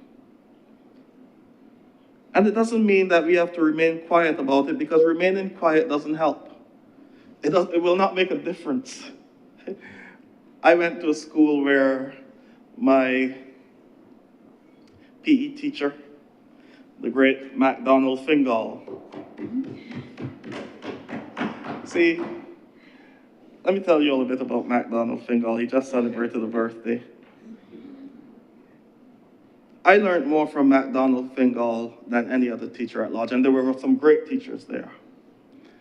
But MacDonald Fingal taught us about life. PE class was not just going out and running behind a ball or running. You had a lecture for a half an hour before. We told you what was happening in town, what going on down in Nelson Street, politics, everything. So we had a firm grounding. And one of the things he had in his room was a little poster, a little sign. I'd rather be a lion for a day than a lamb for 100 years.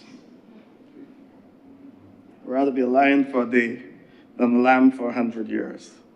I've said that to say that remaining quiet in the midst of the current geopolitical crisis will not necessarily help us. We have to be vocal. And I have here a little passage of scripture, because I know that Senator Ford said stick within your little area. I stay within my area. And the passage I have is from 1 Samuel chapter 16 and verse 1. It's really a message to the world and the leaders of the world. How long will you grieve over Saul? How long will you grieve over Saul? And the context of that, sir, is that during his reign, Saul seemed to have developed some mental issues, and he wanted to kill David and so on. And we're told that the Spirit of the Lord left Saul, and an evil spirit from God entered him. And Samuel was there wondering how I can help Saul, and God asked him, how long will you grieve over Saul? The leaders of the world must answer the question, how long will we grieve over Saul? And those who have ears to hear will hear. We've seen in our own region the obsession with energy and the energy grab. And again, the world remained quiet. As battleships amassed in our region, people were being killed every day. The leader of Venezuela was removed. Trinidad and Tobago and Guyana were specially invited to meetings. We should not lose sight of what all this means, sir. We should not lose sight of what happened a few years ago. As soon as Guyana started discovering oil, all of a sudden the world became very interested in Guyana's election. And do not be surprised at who took over the leadership of Guyana and who is leading Trinidad. You see, the region has a history. It has a soft underbelly. And that underbelly was created by the Europeans, so they know it only too well. They know exactly where to go. They know exactly whose ears to whisper in. They know who feels that they're better than others. I'll say a bit about those two nations later on. As we gather here discussing this appropriations bill, there's a war raging in our world that nobody can tell why it's waging. Not even those who started it. On one end, one person said it's an excursion. And we know what an excursion is in Barbados. The same person said it was for fun. The same person said it was to stop the development of nuclear weapons, which the same person said he obliterated a few months ago. His proxy, well, I don't know which one is the proxy, but I just say sidekick or whatever, said, we are fighting this war to usher in the return of the Messiah.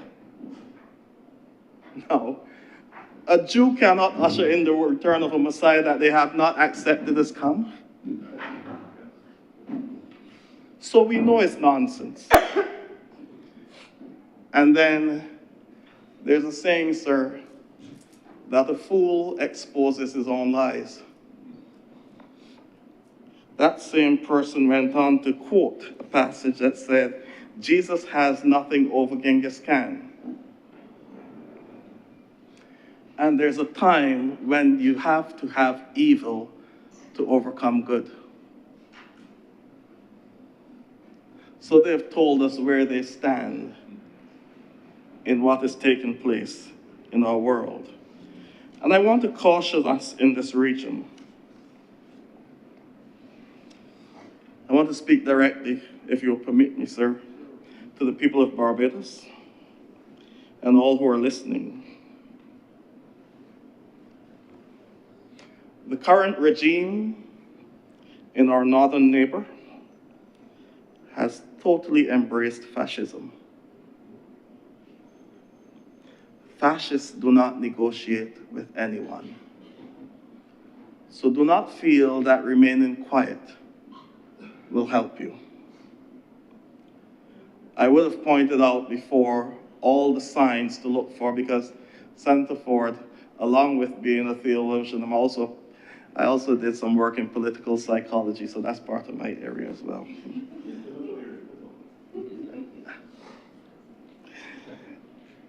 I would have pointed out before, sir, that you can tell the markers of these regimes. It is called siege mentality.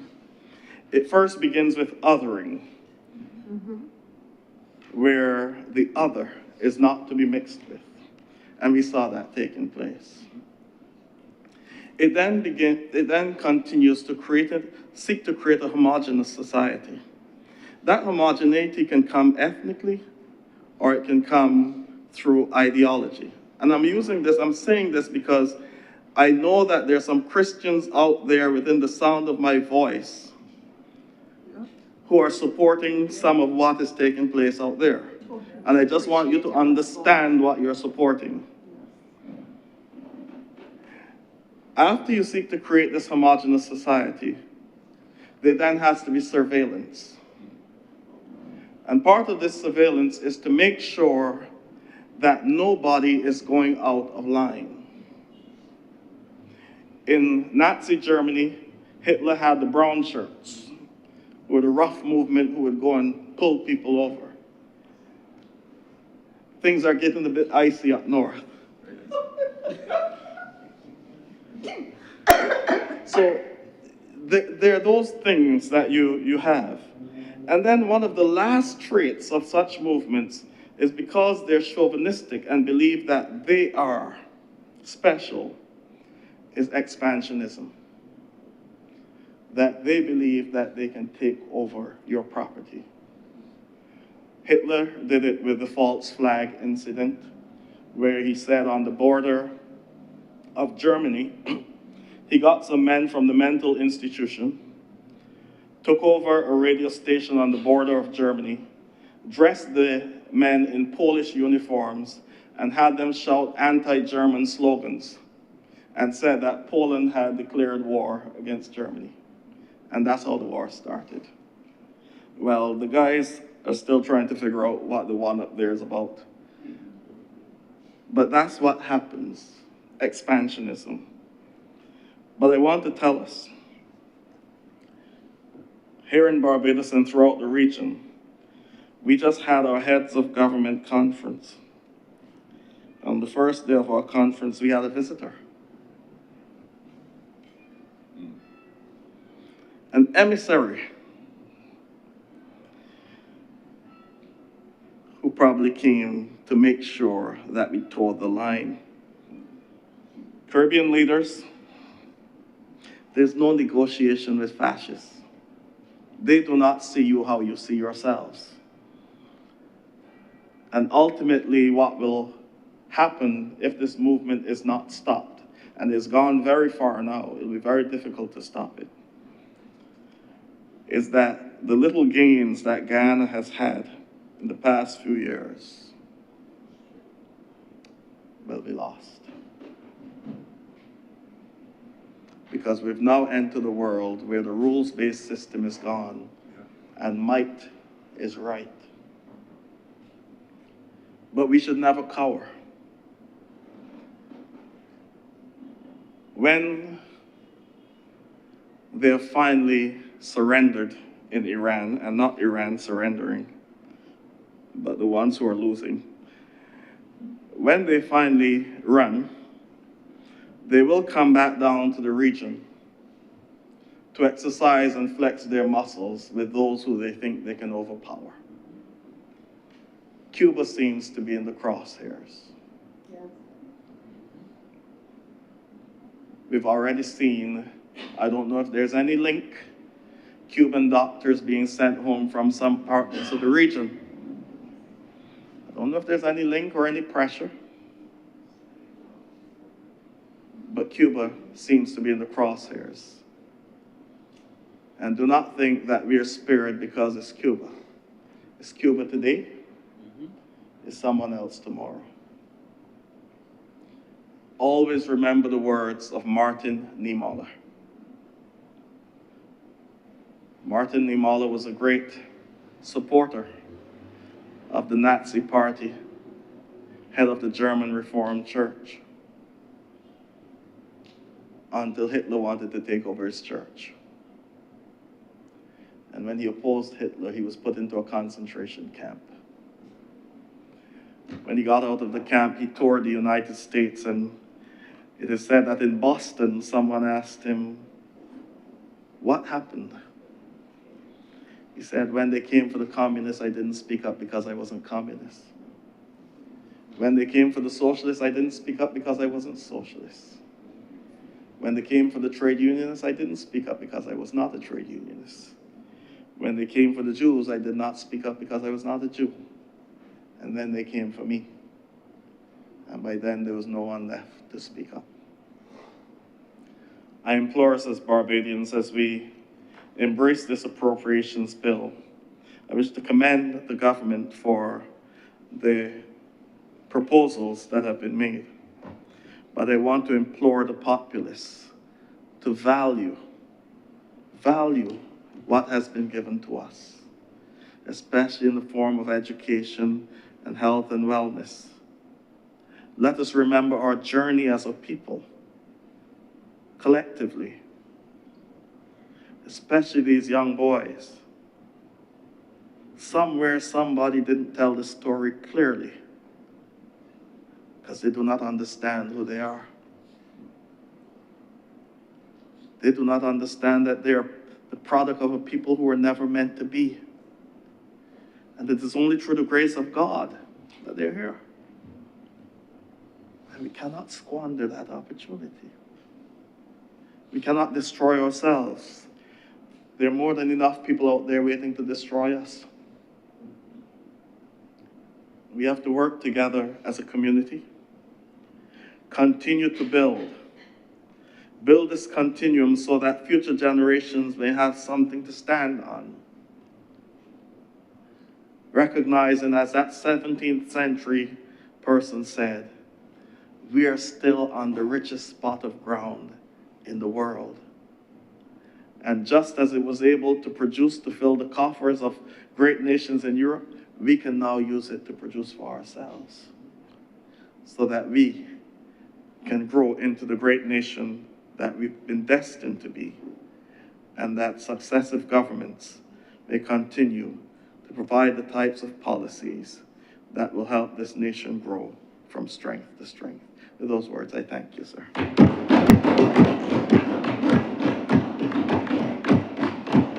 Thank you very much, Senator Cannon, Dr. Rogers. Senator Cummings.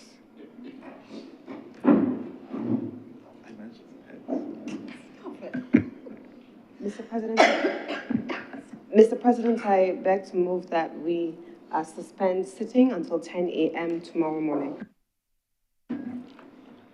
Before I put the question, Senator Cummings, I have some other business I want to do. Can we revert to reports from select committees? Mr. President, reports from select committees recommitted. Thank you very much. The Honourable Senators, have a report from the Committee of Selection of the Honourable Senate, which I will read for you. Remember, the duty of the Committee of Selection is to recommend to the entire body the nominations for members to serve on the various committees of the Senate, as well as the joint select committees. The Committee of Selection is chaired by myself, as all the other committees are, the Leader of Government Business in the House, the Honourable Mr. Cummings, the Most Honourable, Senator Most Honourable Jerome Walcott, is a member as well, Senator Reverend Cannon Dr. Rogers, and Senator Ryan Walters. And the job of the Committee of Selection is to liaise with colleagues on all already on the table and recommend positions. That process having been done, the report is laid before the full body of the Senate, and an invitation is made for the adoption of the report. If that report is adopted, then those members become the members of the committee. That committee selection, appointed on February 20th, 2026, at the first sitting of the first session of our Parliament, 2026 to 2031, met on the 23rd of March, 2026. Present were myself, His Honour Senator the Most Honourable Reginald Farley, Senator the Honourable Lisa Cummins, Senator Reverend Cannon Dr. Rogers, and Senator Ryan Walters. Excuse of absence was offered on behalf of Senator the Most Honourable Mr. Jerome Walcott. The meeting was serviced by our two deputy clerks, Sir Nigel Jones, OBE, KC, and Ms. Beverly Givens, JP. The committee met to consider the nominations for membership of the committees of the Senate and the joint select standing committees of Parliament. The committee considered and made the following nominations for appointments to the committees as follows. Select committees, first of all, the standing committee, and the committee of selections recommending membership as follows. Senator the Honourable Lisa Cummings, Senator the Honourable Christopher Sinclair, Senator Karina Goodridge, Senator Andrew Madalou. The House Committee, Standing Orders Committee, yes. I should make mention of the fact that for all of these committees, I'm required to chair. So that's ex officio. So just read me into all of those. The House Committee, Her Honour Senator, the Most Honourable Elizabeth Thompson, Senator Janine Oldell, Senator Ryan Walters, Senator Ryan Ford. Committee of Privileges, Senator the Most Honourable Jerome Walcott, Senator John King, Senator Karina Goodridge, Senator Dr. Kenneth Connell. The Regulations Committee, Her Honour Senator the Most Honourable Henrietta Elizabeth Thompson, Senator Roshana Trim, Senator Ryan Walters, Senator Reverend Canon Dr. Rogers. And then the Joint Select Committees. These are committees of the House of Assembly and the Senate. The Library Committee, our representatives to serve with the members of the House in that committee will be, and I don't chair these, Senator John King, Senator the Honourable Shane Archer, Senator Ryan Walters, Senator Karina Goodridge, Senator Mary Redmond, Senator Dr. Connell. Committee of Public Accounts, Senator the Honourable Lisa Cummings, Senator the Most Honourable Jerome Walcott, Senator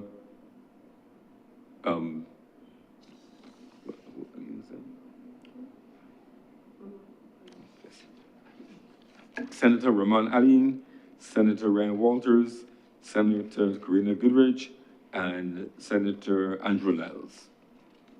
The Joint Select Committee on Governance and Policy Matters, our Senate representatives to that joint committee will be Senator Ramon Aline, Senator Kamisha Benjamin, Senator Karina Goodridge, Senator Jamal Slocum. The Committee on Economic and Productive Sectors, Joint Select Committee again, Senator the Honourable Jonathan Reed, Senator the Honourable Christopher Sinclair, Senator Ryan Walters, Senator Andrew Madalou. The Committee on Social Sector and the Environment, Senator Roshana Trim, Senator Janelle Oldell, Senator Karina Goodridge, and Senator Reverend Canon Dr. Rogers. So the committee's election hereby submits its report to the Honourable the Senate, and I beg to move that this report, unless there are any objections, be adopted by the Honourable the Senate. Those in favour? Those against? The report, since the ayes have it, the report is adopted, and therefore the committees are fully populated as of today's date. I know in the case of the Joint Select Committees that there are several matters which have come before the House which are to be referred. Several of them were from the previous session. As you know, when a session comes to an end, all business ceases. But there were a number of bills which either were in the consultation phase or about to be, and there's an urgent interest in having those matters resumed. The Joint Select Committees are an especially good mechanism for consultation with the public, and it is therefore of importance that these committees be populated. So thank you very much for your support of this report from the Committee of Selection, and thank you for approving it. So the question is that this sitting be suspended until tomorrow, Wednesday, March 25th at 10 o'clock a.m. promptly. Will those honourable senators in favour, please say aye. Aye. Those against, please say no. Methinks the ayes have it. I want to thank you for an engaging day. Many serious points were made, woven in with some humour to keep us alive and to ensure we consume the right amount of oxygen. And at the end of the day, a rich discussion on this matter of great national importance. So this sitting is accordingly suspended until 10 o'clock tomorrow, which is Wednesday, March the 25th, 2026.